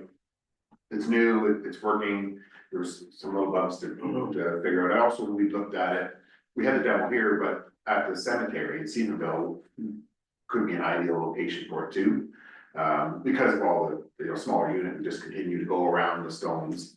But you gotta have everything else in perfect condition kind of before, so it would take a little bit of work to get the program up and running, but I think it's something in the future that will probably come, yeah. It's something that seems to be being picked up in the private community a lot and in commercial uses and lawn, golf courses. So like if they're doing a business case, it says it makes sense. Just hope we take a look at it too. It's also, it's greener. I mean, it's charging, it's an easy win for the township. So just once it becomes feasible. Yeah. And for maintenance, like it keeps the fields or the grass at the ideal, because it cuts it very frequently. And that's, I think you get a nicer product too than weekly cutting every day. Councilor Corbett. So, back to the gravel, so we skipped Blanchard 1 year and Downey 1 year, didn't we, Ken? Like, We'll skip 1 year of application, which pushed them both back a year. oh, okay, Yeah, so Downey should have got it last year, it didn't, it's getting it this year, ideally instead, because it's had pushes everything back a year. I think I'm okay with the tonnage as long as in the future we could push a year. Like, I mean, every year we don't, to me, every year we don't have to do the tonnage. But if we did the tonnage now, maybe we could skip in the future, skip a year or push a year. I just don't know if we need this, the amount every year. I know it's every second year. But that's just my thought. So, You do get guidance from DM Ross over the tonnage and everything for maintaining the roads? Yeah, Ken Lumberg was here and provided some guidance or direction or whatever through the roads need study. And also with our neighboring municipalities, we look at, tons per kilometer basically that we're putting on. Generally, they were historically pretty consistent. Yeah. So just going here though, in your report, it does say we'll have favorable pricing with the contractors if we do this sooner than later. Go ahead, Councilor. I just want to mention, Perth East has gone to 3-year gravel now too. It's not just Perth South that have done it, they're skipping a year also. Okay, what would council like to do? I agree with, Council Corby that we look at skipping the years. And as far as Ken's report, I was very disappointed in their report. As far as I'm concerned, all they did was drive down the road and I pointed out to, fairly large pothole and bridge deck of Fish Creek that they hadn't even reported. And so I was very disappointed with their report. This is BM Ross. Ken. Yes. Okay. All right, what would council like to do here? I think that Ken is asking for some guidance here, to return to the historical maintenance gravel of the 27,000 tons. And then, we can renegotiate maybe a further the following year to see how that. Yeah, I'd like to tender out right now because the contractors are starting to get filled up and I have a fair tender. I want to know how much to include in it because it wasn't fair. It's not fair to the contractor if we change the quantity. Right. Later. So. Councilor Gordon? one question, we are talking about gravel, not maintenance gravel, right? Yeah, that's what we've used Yeah,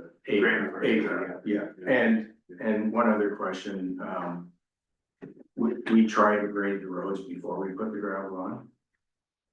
Correct, yes, yeah, spring grading, Cause I know some years we don't get all the roads gravel, cause they're pushing us to take the gravel. But I think it's important to grade them up and soften them up before we put the new gravel on, that's. There also seems to be a couple of roads that potentially should have dust control a little more than others. Yeah. I mean, fair, for the complaints I'm getting, so, we can look at that too. Councillor Martin? So just to clarify, we reduced gravel for Lineage Ward, but we've not ever reduced gravel quantity for Downey Ward. Correct, except we pushed it back a year by deferring 1 year. Okay, what would council like to do? I'm looking for a motion from someone.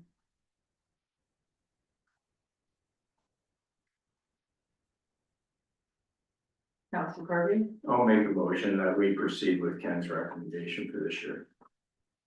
moved by Councillor Corby, seconded by Councillor Martin. All those in favor? Carried. Thank you. I have a couple more questions. Sure. Before. Go ahead. So the Station Road, there's no curb or anything there right now, correct? Yeah, correct. So that water just goes. Yeah, there's not much of a ditch, a roadside ditch like you can see in a rural area here either. There is some small sporadic catch basins, in spots. There's some by some trees connected to some older system. And there's some, I would say they put in, they built the relatively newer homes and filled in the ditch that was probably there before. But it's not, sized very well, I guess you could say, but there is some drainage there, but yeah, generally the water sheds off the road to the ditch. Right? Or So- front lawns or wherever it ends up. So on this new construction, it will be tied into that old system, or it'll be a completely new system? No, it'd be a completely new system with catch basins, and luckily, there's an outlet right there at the Ivory Drain. Which needs some work on the crossing under the road as well, so yeah, there's an outlet right there for it, which would be good. Okay, and then, so my last question was, the other 50%, so the other 1.19 million, $1.2 million, is that, do you know who's spending that yet? Do we? We don't have the details on that yet. We have been talking with the developer about a cost sharing agreement to help pay for some of the things that can be tied to the growth and the development. But there's some that definitely that the township's gonna be responsible for, as that road should be reconstructed as well. So we don't have the breakdown yet. Do we have like drawings and, have we gone that far yet, like what it's gonna look like? No drawings yet. That's, the engineering work is proposed in the 2025 capital budget. Okay. To get some engineering done, surveying, and get some drawings created. Cause the grant, there's some timelines now to get the stuff done, to get the grant funding. So ideally, we can get the design work done this year, this summer, and get the construction started next year. Okay, last question, and does the MTO have to sign off on it? Yes, there would be an encroachment permit required for the work. Their concern is really the work up close to the intersection, not necessarily the distance of the intersection. Okay, Yeah. thank you. Any other questions for Ken? Councillor Corby? Before the meeting, I talked to Ken about line 14 at the bridge. If we're doing a little paving, it'd be nice on the bridge on 14 that we did another 50 feet. Because it almost takes the undercarriage of your truck off if you're not paying attention. It's really bad there. We just didn't go far enough. Another 30 or 40 feet on each side would get the water off the road. It's always been a problem there. And the other thing, I wish we had the ability, like, I'll use line 14 for instance. If potholes in the same places every time, it's too bad we didn't have the ability to say, okay, this 200 feet, we gotta do some work on and fix it and be done with it. And identify problems on certain gravel roads. So over 1.25 miles, every road has the same problem in a stretch. And it's too bad we couldn't just identify those spots. Maybe crown it better, maybe put more gravel on, do something, but I just don't know if we have the ability other than our eyesight to identify problems on certain gravel roads. You want to respond, Ken? Yeah, I can, so we do try to identify spots where we do improvements, which can result into some ditching improvements being done. When we're putting maintenance gravel on, sometimes we'll put a bit more in certain areas where it requires it. You know, we establish a certain amount kind of for that block, but within that, then we'll put more on certain areas or not. Well, some of the roads, like on line 14, on the one farm on the side, you know, where I mean, it's like a lake all the time. I'm sure there's a lot of water under our road because of that, but I don't think that's our problem, but it probably doesn't help our road there. Yeah, no, it wouldn't, no. And ideally, that's when the municipal drain stuff comes in, and if somebody wanted to put one in there, that would be a good location for one. Yeah. Sure. Yeah, Any other questions? Councilor Vanessa? Could I put a motion out there that we accept Ken had mentioned earlier with the cutting grass? We could accept recommendation of Steel Crest to the lawn for the 2025 year, same price as 2024. At least that's taken care of, they know what's going on. That'd be great. Do I have a seconder? Councilor Martin, all those in favor? Carried on that, got that motion? I also just wanted to touch base on the Perth County Stewardship Program for the tree power. If you could come up with maybe next time the date, so we could set that in our calendars for Tree Perth South, and I assume that it's going to be at Downey this year. If we are going to go to alternating, I don't know if we've decided on that, but if we could do it at Downey this year, that would be something I'd like to see. Anybody have a problem with that, or does that need to be officially done, and if you want to bring it back next time, it's fine. Your worship, I don't know if you're saying you want us to routinely alternate back and forth each year. That kind of direction would be helpful, because I think last year was the first year we moved it to Kirkton, so if that's what you would like us to do, it would be appropriate to give us that direction and a motion, I would say. Do you want that today, or do you want to bring it back? Yeah, today, you can do it today, yeah, you're fine. Yeah. Go ahead. Did we gather any feedback on that? Well, I was there, it was well received. Oh, okay. They would love to take it every year, but yeah. Yeah, no, I just hadn't heard if we actually asked the residents their thoughts on that. I believe that they're actually wanting to come to a council meeting in the near future, so. Kirkton Arboretum. Yes. Yeah, no, I meant like the olive first. Well, they all residents. volunteered. Yeah. There, so there was a strong volunteer base. Yeah, I was there and I thought it was very well received, and the only problem I saw was that, potentially get some of the trees they were, that was a bit of an issue, but. Mhm. Would anybody like to make that motion today to do it alternating? Deputy Mayor Wellham, what would you like to? Alternating. Okay, seconded by Councilor Mark Bell, all those in favor? Alright. So this year we'll be in Downey and you'll come to us with a date next time? Yeah, date around a similar time I'm expecting, I'll just confirm with Upper Thames, September. when it fits within their schedule, but, yeah. Go ahead. Sorry, I guess I'm confused. If it's really good over there, why are we making it come back over here? If we've got the volunteers there and.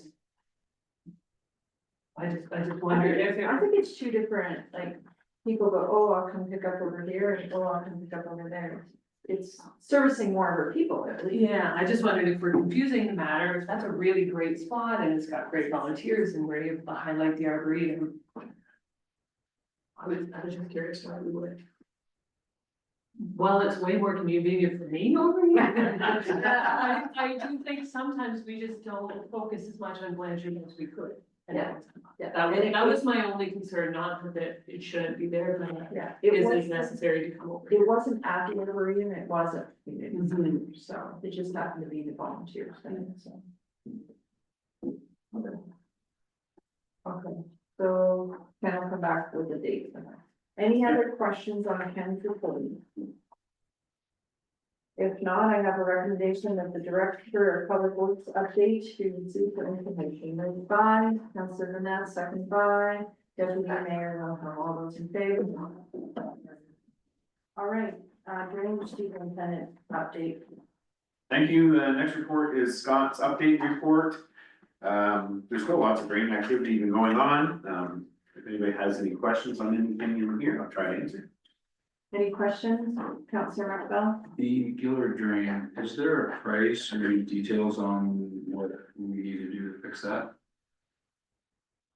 I know Scott had been working with Upper Thames to see about getting some of this, I guess potentially this funding, even just some funding to help stop erosion. I think it required a bunch of riprap and stuff. I don't know on what the expected cost would be for it though. But we're undertaking that work. So he got a maintenance request, because of erosion. So he was trying to do a little more than just fix the erosion. He wants to help prevent future erosion. So, yeah, we're doing, the work needs to be done. There was a maintenance request, came in for it. So. Any other questions? If not, I have that the drainage superintendent update report be received for information, moved by Councillor Corbin, second by Councillor Martin, all those in favor, carried. Ken, you're up again. Thank you. Next is, this was prior meeting and council just wants more time to look at some information which I'd sent out, and the Upper Thames was looking for council's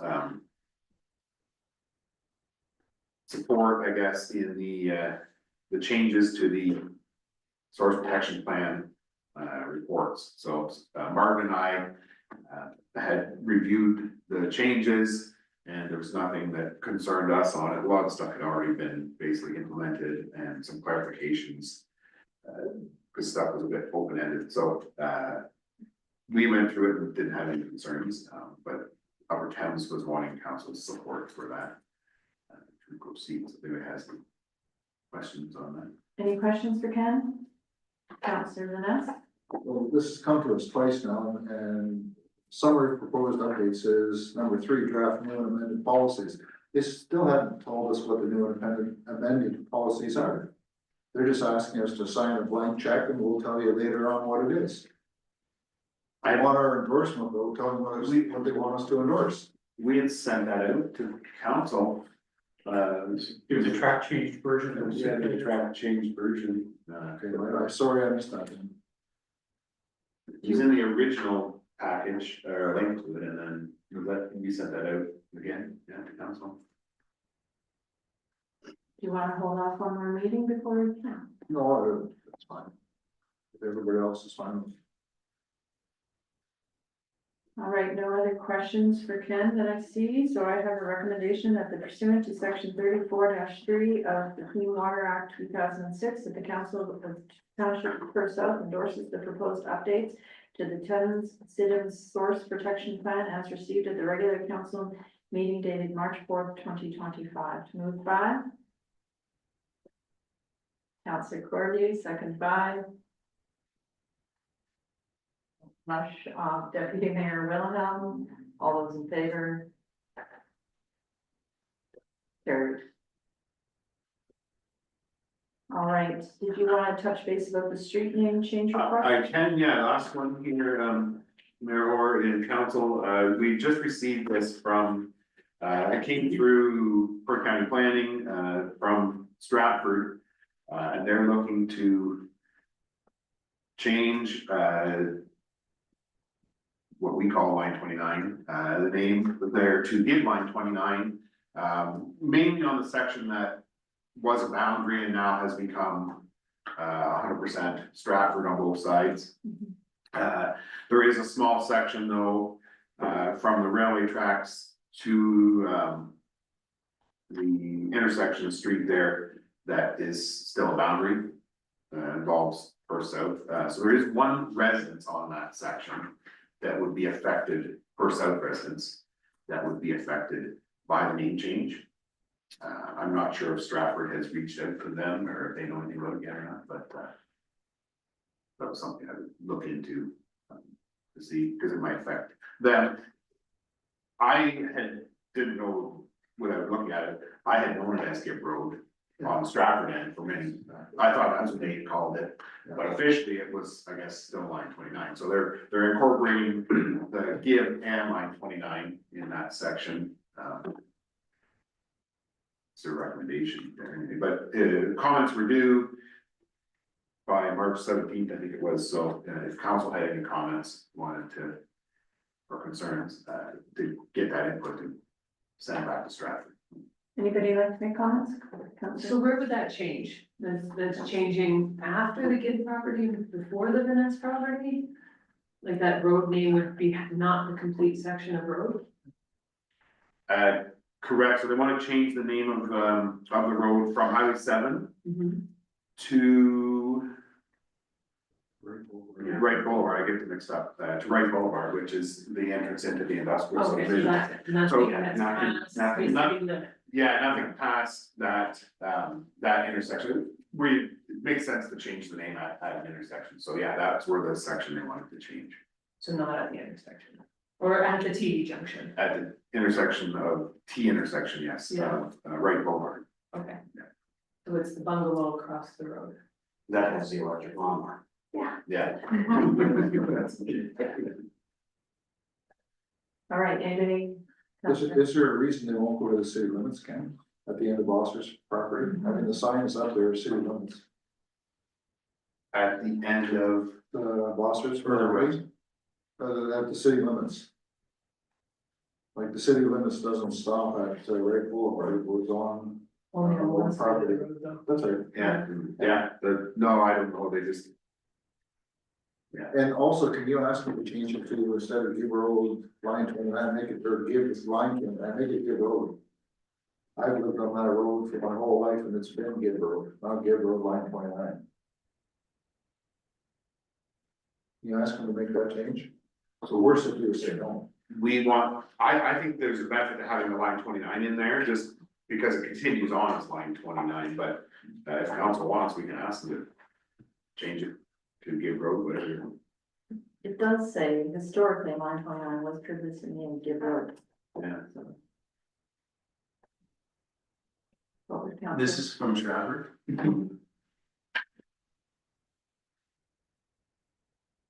What would council like to do? Provide any more comments or just like go through? I'm not seeing Yeah. any strong one way or the other, so. Worship, if we, Yes. there is a property owner that's affected. Mhm, As Ken has indicated, we don't know that they've been consulted. mhm. There is an impact on that individual. They will need to get new identification, probably new ownership for their vehicles. Anything that has their address on it will be impacted. There could be a cost to them, certainly in their time in doing that. So I'm just raising that as an issue for you to consider. I don't believe Stratford has offered as part of this change any way of addressing that. So I just don't want you to get caught off guard. Someone calls you and says, this is gonna take me half a day at Service Ontario to change all of this stuff, you know? So I just wanna raise that just for your awareness. It's a really good point. We need to think about that. Has anyone heard from this resident? We have not, We don't. Council Brennan? but we haven't reached out to them either. Right? Yeah, essentially, it's a little bit like assigning them a Stratford address, right? Because they would be the only South resident with that address, the line, road line 29. It would change the address of their property. Yeah. Yeah. Okay, right, I do think it's important that we bring it into the conversation. Council Kirby? Yes, I agree with Jamie. I think we should just contact and say this is a proposal and do you have anything? I wouldn't bring up the Service Ontario or anything like that. They would have to change their address, it'd be up to them, but would they have any disagreement with it? So we're giving guidance to Ken to reach out to them? I think it's good to make sure that they've been contacted or they're aware, yeah. Do we need a motion at all? I think it's gonna come back to council. I thought we Your worship, so this came to this council for feedback. Your options would be to provide feedback and say, this council would like Stratford to reach out to this property owner to get their feedback and take that into consideration as part of this decision. That might be the most efficient way of doing it. Okay. So a motion that reflects that, I think, would be. Okay, who would like to make that motion? Counselor Martin, seconded by Counselor Mark Bell. All those in favor? Carried. So you know. Okay, thank you. Okay. All right, we are at 9.3, right? Oh, yes. Here are the accounts. Okay, so we have the accounts in front of us.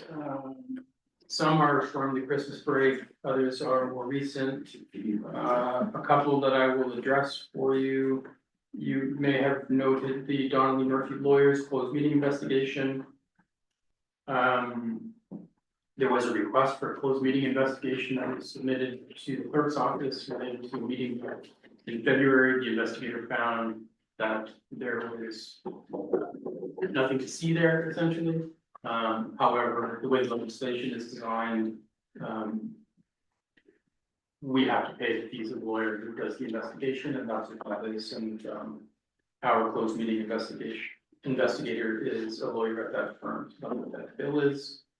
And you'll see there is also an invoice there from Waterhouse Executive Search for the recruitment of the deputy CEO. I'm going to ask finance to wait to pay that bill until the CEO treasurer starts, which is March 17th. Just so that we're I know enough from recruiting that I like to wait to see someone walk in the front door on Thursday. But that's just me. So just so you know, that's my intention with that particular invoice, but I'm happy to try and answer any other questions you may have. Deputy Mayor Wellham. I'm sure we can't, but I'd certainly like to, go after reimbursement for individuals that, make a frivolous accusation and cost the township almost $3,000. Through the mayor, I'm sure there are councils all over Ontario that are saying that. There is unfortunately no remedy to this council other than to express your dissatisfaction to your provincial member of parliament. The way the legislation works is, you know, we have to have a closed meeting investigator, we have to assign them the investigations. We have to pay the bill, whether they find anything or not. And that's the way the cookie crumbles, they say. Counselor Mark Bell. There's a United Way, of Perth Huron on here for $1,300. What's inside of it? I believe I have an answer. I believe it's the staff do dress down days, or you take the money off the staff do it, so they have a pot, and then once a year it's sent to everybody on their behalf. We're kind of a flow through, we haven't put the money in, but the staff is putting the money in. Payroll deduction. Oh, okay. Okay, Good, okay, one more. Go ahead. there's a postage,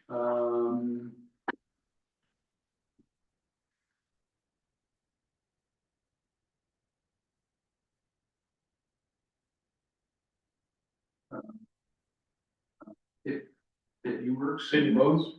Yeah. Yeah. So whenever we, through the mayor, whenever we send out tax bills, we load the value into the Pitney Bowes machine, which as we feed the envelopes through it applies a stamp. Oh, okay. Okay, and every time, so we send it out twice a year, or? Well, through the mayor, it's not just taxes, but we tend to reload it before the tax cycle, so. It's for any kind of mailings, really. But if we are approaching the tax billings and we can see that it's got not enough, we'll ask them to reload it. Okay, so this is just you put a credit on it, basically. Basically. Thank you. Councilor Curley. I see vehicle 29. Is that the truck we're gonna get rid of eventually? 29, yeah, that's the truck that's being replaced, correct? There's something in there every month on that truck, isn't there? On all the trucks, it seems. I know this player's been. Yeah, there's been stuff on trucks. Councilor Vanessa. Just wondering, getting back to, the bill the township paid for Donald Murphy. This council and staff have been slagged in the press for lack of integrity. Supposedly behind the door, closed door meetings, blah, blah, blah. I think we should be sending a bill to whoever initiated that, and we'll see what their integrity is like, because this person, whoever, went on a fishing trip, and it's gonna cost the residents of Perth South $3,000. I think we better send them a bill and see how their integrity is, if they're gonna pay it. We can't force them to pay it, Yeah. but we can send them a bill. I think Fred's given the answer before, but I definitely hear what you're saying. I think that we have to potentially take it up with Matthew Ray and say it needs to change the legislation. Luckily, we are a council, like, I don't ever remember this coming to our council before, ever. We're. Since 2008, when this legislation was put in place, this is our first investor. So when you look at it that way, $3,000 over that stretch of time, not bad. And we came out that we were correct. But you're right, it is a frustrating piece of legislation, but it is. It's also provided for constituents who, because there are councils out there who don't follow the legislation. Absolutely. And so, yes, it is frustrating when we are following it and still get called. I have no problem with anybody Yeah. putting their request in. Everybody should be allowed to do it, that's great. But to put for, a request in, I mean, who knows, there isn't one tomorrow. I mean, I think we should be sending them a bill. We cannot force them to pay, but send them the bill. What would council like to do? Your worship, I appreciate the sentiment. I would not like you to give us that direction. We can't identify the individual. And doing that would cause us to identify them, and that would be contrary to legislation. So I appreciate the feedback. But I don't want you to ask us to do that. Councilor Markle. Agree with Councilor Vanessa, it also is really no different than any human going after another human. They have to have a rebuttal and spend their own money on their own lawyer for their defense. So in reality, it's legislation, yes, but it's really no different outside of these things. My other question, I had two other questions. One was the snow removal in Kirkton for $4,000. And then the medium duty flatbed trailer looks like. Just those two questions for the accounts. Did we pay $4,000 a month for snow removal in Kirkton? Oh, excuse me. So I was confused as to what that was, but Community center. that was for the parking lot at the community center. Yeah. There's a contract. That came through the community center board. The community center board administers a contract for the plowing and salting of that parking lot. And that's what it is, $4,000 a month? It was based on usage, I think, so it may have been for months of January. Okay, just said January, that's all. Yeah, It's just because there's so much snow. and the other question was related to a flat, Medium duty flatbed, yeah. that would be a tow for one of our vehicles out of the ditch. Off the road. Thank you. Okay, any other questions, Councilor Vanessa? There was one, invoice here for, I believe it's the Black Creek Water System and Fire Monitoring Service. I assume that's a yearly bill, and there wasn't one for St. Paul's, and I'm just wondering, are they on different timetables then, or? It is for annual monitoring, and I'm not sure. Because they're on different times based on when they started, but both the water systems, were initiated at the same time. Based on requirements from one of the ministry inspections we had, so, there should be one for St. Paul's as well, at some point soon. Okay, thank you. All right, seeing no other questions. I even put it on the floor for discussion? No, I didn't. Okay, I am going to put it on the floor for discussion, that the accounts payable listed dated February 26, 2025 for the period December 29th to June 31st, 2024, and January 29th to February 2025 in the amounts of $89,991.21 and $342,342.25 respectively be approved. So I'm going to move that on the floor. Deputy Mayor Wilhelm. Seconded by Councillor Vaness. I believe we had some discussion. Is there any further discussion? Okay, and we, all those in favor? Carried. And I really look forward to our new treasurer coming in and helping us. Preaching to the choir. My update reports before the council, before we go any further, I just wanted to address, when we were talking about gravel, I should have included in my report, but Ken and I participated in a meeting involving all of the other lower tiers, because of the drought of easily accessible gravel within a reasonable trucking distance from Perth County. And trucking is like the major component of the cost of gravel, and all of the easily accessible gravel within, 50 miles of this county has more or less been harvested, for lack of a better word. So I just wanted you to know that there is discussion happening among the lower tiers about how to manage that going forward. It may be something like, I think North has a pit that might be expandable, but they have to, maybe it's West. But they might have to do some engineering to figure out whether it's worth it, how much is there. There may even be some consideration to acquiring a gravel pit at some point, if the business case can be made and there are savings to be had. So I just wanted, I should have included it in my report, but before we lose it, I just wanted to share that. Deputy Mayor Wilhelm. During your discussions, was St. Mary's cement gravel brought up? Because they seem to certainly have a lot there and are certainly drawing a lot out, so. I don't think they Is there any kind of quality that we could use?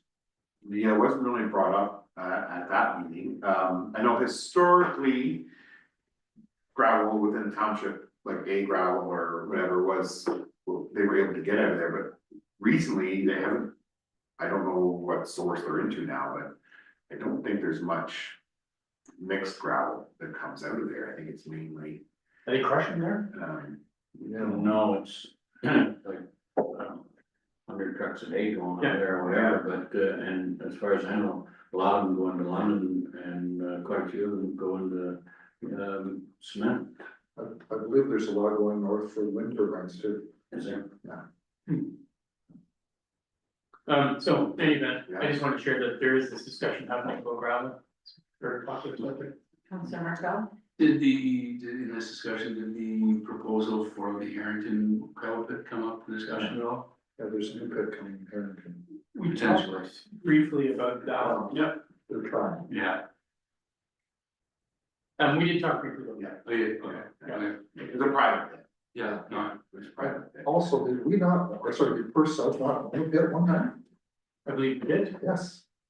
Sometime 20 years ago. I think it's depleted. I believe there was two pits, Oh, actually, okay. Blanchard and Osborne had a pit, which is right in behind or beside the community center there, which was depleted and sold off, and there was I'm guessing a downy pit that was just over in Zora on the other side, but they've both been closed. I think the aggregates were all depleted and closed off. Anything else you want to touch base with in your report? No, just happy to answer any questions.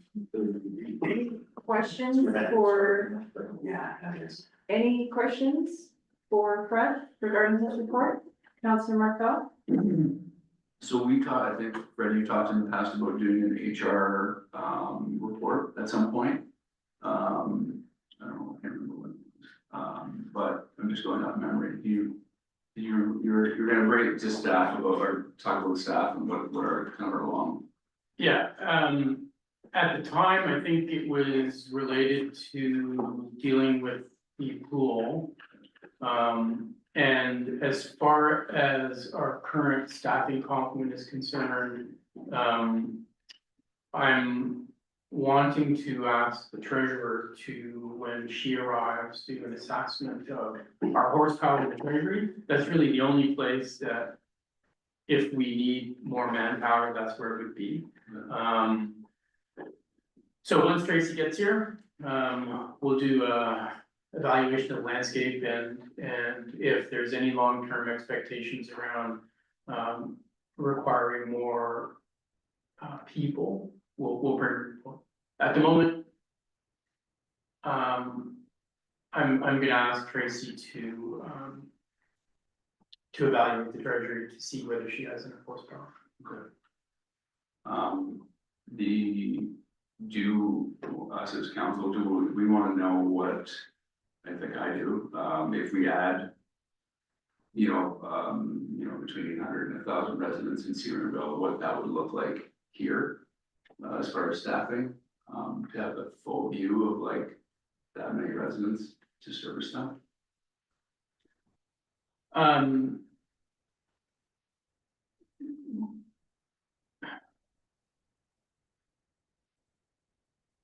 Off the top of my head, the obvious issue would be related to water consumption and metering homes and reading homes and billing water. We don't have the capacity right now. So if at some point the council will be asked about that issue, and as part of the subdivision agreement, we will, if the council wishes, want to have meters installed in each of those homes to allow residents to pay on a consumption basis. That would require the ability to read those meters, as well as process and store that data, as well as process and send out invoices for water consumption. So I could see there being need for that capacity, whether we have it internally or whether that's a contracted service would be part of the discussion. The only other areas that could be implicated by, increased population would be expectations around services, recreation and otherwise. But until we get a firm commitment on the number of units there, i.e. the number of residents, I think we would just be guessing. But at some point, I would expect we would work with Tracy to try and forecast whether there's any expected increase in overhead here. Nothing's jumping out that I haven't just mentioned. Yeah, the reason I asked is, I remember in our last meeting before, you mentioned we're spread really thin. I don't know if you're just talking about the weather and our public works staff, or I just wanted to kind of close the loop on that. Yeah, no, I think that we are spread thin in terms of the council's expectations, is just to be clear. So the council expects a lot from the organization in terms of service delivery and levels of service and quality of service. And so we are always working hard to meet those expectations. Sometimes we hit them, sometimes we don't. We'll see where things go with our recreation offering as that department sort of gets going. But at the moment, in public works with the temporary service contracts that we have for the winter control operations, we are managing. When we don't have access to those levels of support, whether it's through seasonal workers or not, we struggle. So that's what you're referencing, basically? Yeah. Deputy Mayor Level? Just wondering if you've had any further discussion on rescheduling the education session with fire. I haven't. No, I'm gonna reach out to them this week and see if we can come up with a fire essentials date. Any other questions for Fred?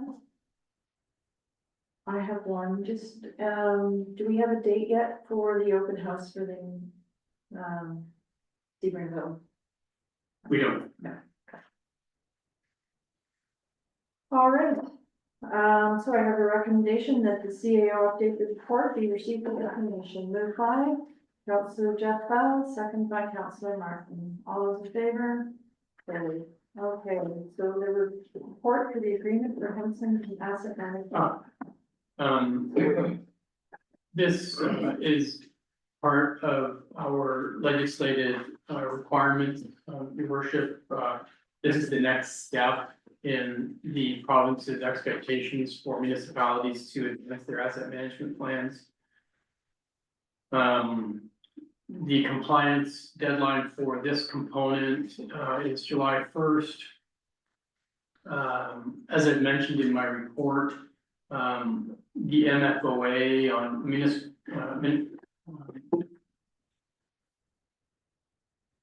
Municipal Finance Officers Association has, on behalf of its membership, purchased a block of time from Henson to make available to their members like us. A chunk of that money is allocated to us, and the next step does not cover all of that allocation. So this piece that Henson has proposed to complete on our behalf is valued at $22,000. And we're recommending that council give us direction to go ahead and enter an agreement with Henson to get this work done by July 1st. Any questions regarding that? Seeing none, do I have a recommendation that the council receive for information the report entitled the agreement for Henson for asset management compliance work, and that the council proceed to enter into the agreement with Henson for the proposed work at the price of $22,000. Moved by Deputy Mayor Wilhelm, second by Councillor Corby. All those in favor? Carried. We are at the public sector salary disclosure report. Yes, thank you, your worship. This is also a regulated component of our operations, which requires annually that we disclose the public sector employees and their salaries. The appendix is attached and it's here for information. We will be submitting it to the province as per the regulations. Any questions regarding that? Seeing none, I have a recommendation that the report 2024 public sector salary disclosure dated March 4th, 2025 be received for information. Moved by Councillor Vanessa, second by Councillor Corby. All those in favor? Carried. Those are my reports. And we are at 9.4. Is that? Thank you. My first report, an update report. If you have any questions, I'd be happy to answer them. We were busy. I don't even remember what it's been. It's been a lot. Any questions for Lizette on her report? Seeing none, I have a recommendation that the clerk's update report be received for information. Moved by Councillor Mark Bell, second by Deputy Mayor Wilhelm. All those in favor? Carried. And we are at the council remuneration. I just have a question on Yes. Donald Murphy, Yes? that was in after, is it? And I know that we haven't done one of these before, but is it normal to take a year, for them to come back with a report or in the investigation? I don't believe so, because, when I submitted the original documents, I don't believe Mr. Stewart had a lot of time on his hands to review.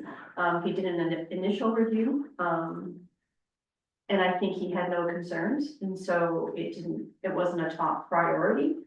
So then he completed the review at the end of 2024, early 2025-ish. He did call to discuss. He just had some points of clarification because I submitted the documents from our meeting. And we had to submit like the notification that we provided and that sort of thing. So other than that, he had no further. And it's not like, you don't need to have it done in a certain amount of time, there's no.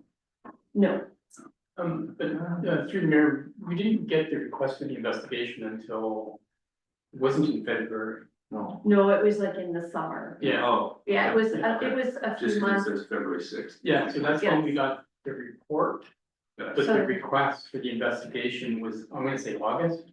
Yeah, so the request was to investigate that meeting back in February of 2024, but we didn't get it for months. Right, okay. So, oh, sorry, I misunderstood what you were saying. No, thank you, I didn't know that. Yeah. Makes sense now. So yes, it was still a 6 month Yeah. review, but it was workload related. Thank you. You're welcome. Okay, in front of you, I have the report for the council remuneration. I have a recommendation that the report regarding the council payroll, January 2025, dated February 18th, 2025, be included. Total payroll of $4,387.35 be approved. Moved by Council Corview, second by Council Markbell. All those in favor, carried. We have a report for the request to abandon a portion of the Bolton drain. Yes, thank you, Mayor Orr. So this report, we've received a request for the property owner. Actually, it's the property owner of the old Maple Leaf Foods plant. So this portion of the drain is on that property and they would like to abandon it. And I believe it's to help to, so they can work on their own servicing. So Oh, sorry, no, this, drain is actually, I believe it's underneath, it has been abandoned. And they've just asked us to do this as a formal. okay, I guess Fred knows more than I do. Yeah, no, I just remembered it as you were talking. Right. Anyway, yes, so under the Drainage Act, this is a process that has to be done. We have to, if council is okay with proceeding on this basis, we have a list of landowners, who surround that, who would have the ability to request a report if needed, but generally when we've done this, sort of, request in the past, it's just the landowner and council approves it, and then we pass a bylaw to abandon it, and then it's no longer the municipality's concern. It's just cleaning up the legislation. Councilor Ganes? Well, will you be sending a notice out to the affected landowners? Correct. That this request has come forward, that council agreed to move forward with it, so then they'll have an opportunity to make comment before we actually pass the bylaw to abandon it. Thank you. You're welcome. Any further questions? Councilor Martin? Did these requests go through Scott as well, so he's aware, because I'm a drainage superintendent? He's usually the one who brings it forward. Okay, I wondered, I didn't see it mentioned in his report, so I didn't know if he was aware. Well, he's the one who stirs it up for me. He's good at that. Okay, I have a recommendation that the council receives the report entitled Request to Abandon Bolton Drain Branch F Extension, and that further the council approves the request to abandon the Bolton Drain F Extension and direct staff to circulate notice to the affected property owners regarding the request to abandon the section of the drain as per section 84-1 of the Drainage Act. Moved by Deputy Mayor Wilhelm, second by Councillor Corby. All those in favor? Carried. All right, I have the report for section 78, petition request for the Herman drainage in the Bowler, yeah. So speaking of Scott, yes, so Scott has been working with two different landowners in this the area of these two drains. There are two drains that run parallel to one another, and they have similar landowners involved. So I am recommending that council consider appointing one drainage engineer to do a report for each of those drains, because they will have overlap of landowners. If you decide to I'll move ahead with this petition, sorry, these petitions, there are two of them. And there is potentially a third one coming forward, but Scott has not received a signed petition yet. Fairly long, and And it may not be the full, it may not involve the full scope of that drain, but that's currently what is being requested.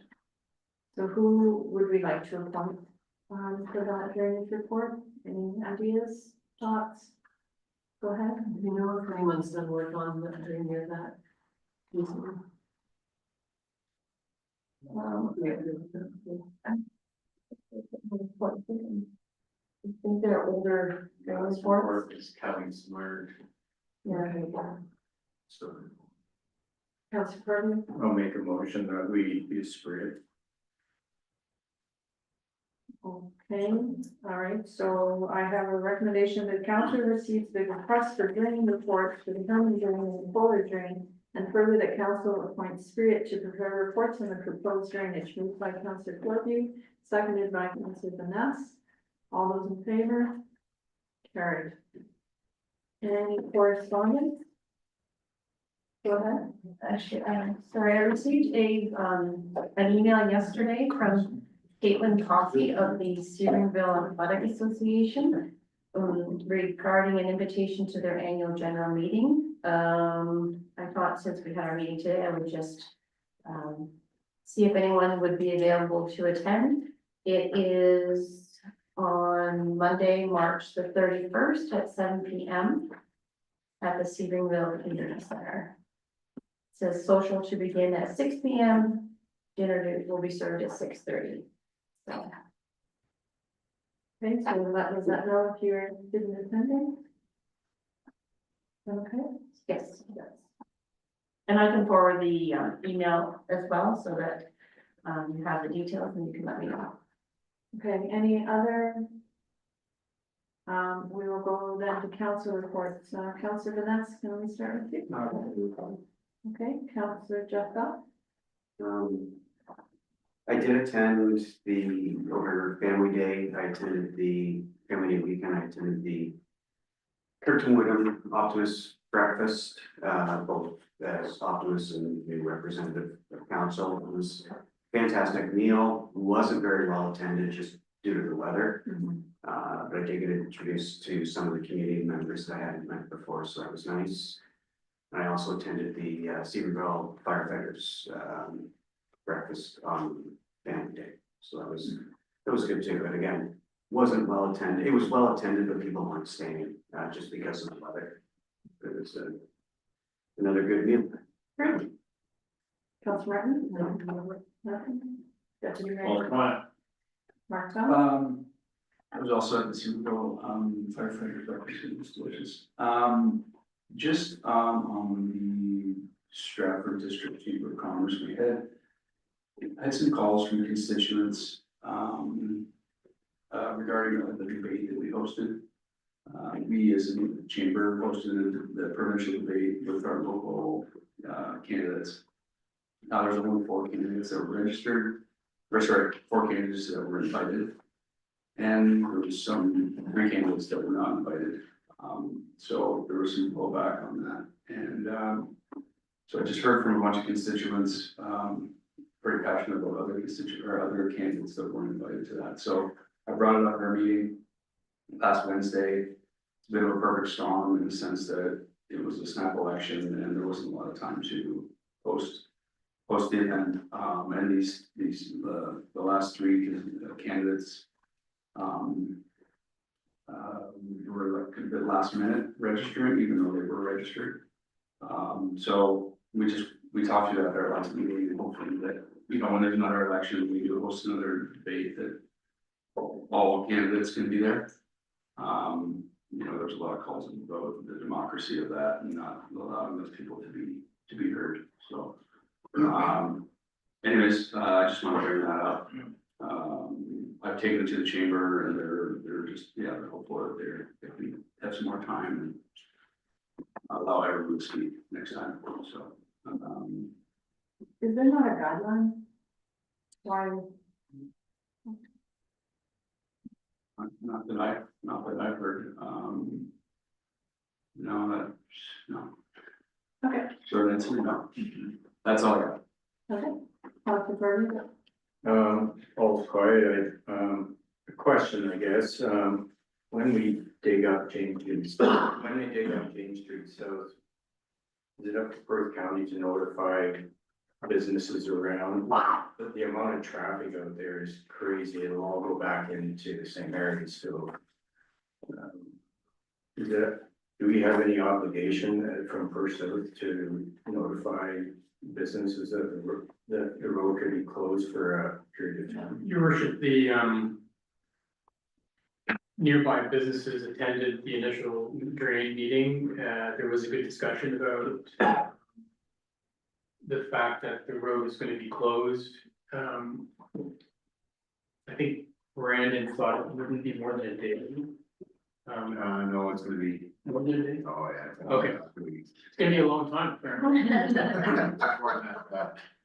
I think it'll be a responsibility of the contractor, the engineering firm, and this contractor's gonna know their timeline better as to when they're gonna start and stuff, so it should be a condition in the contract to make sure, because we're gonna have to probably detour set up and stuff. And there was some discussion that the county might undertake that work on their own road.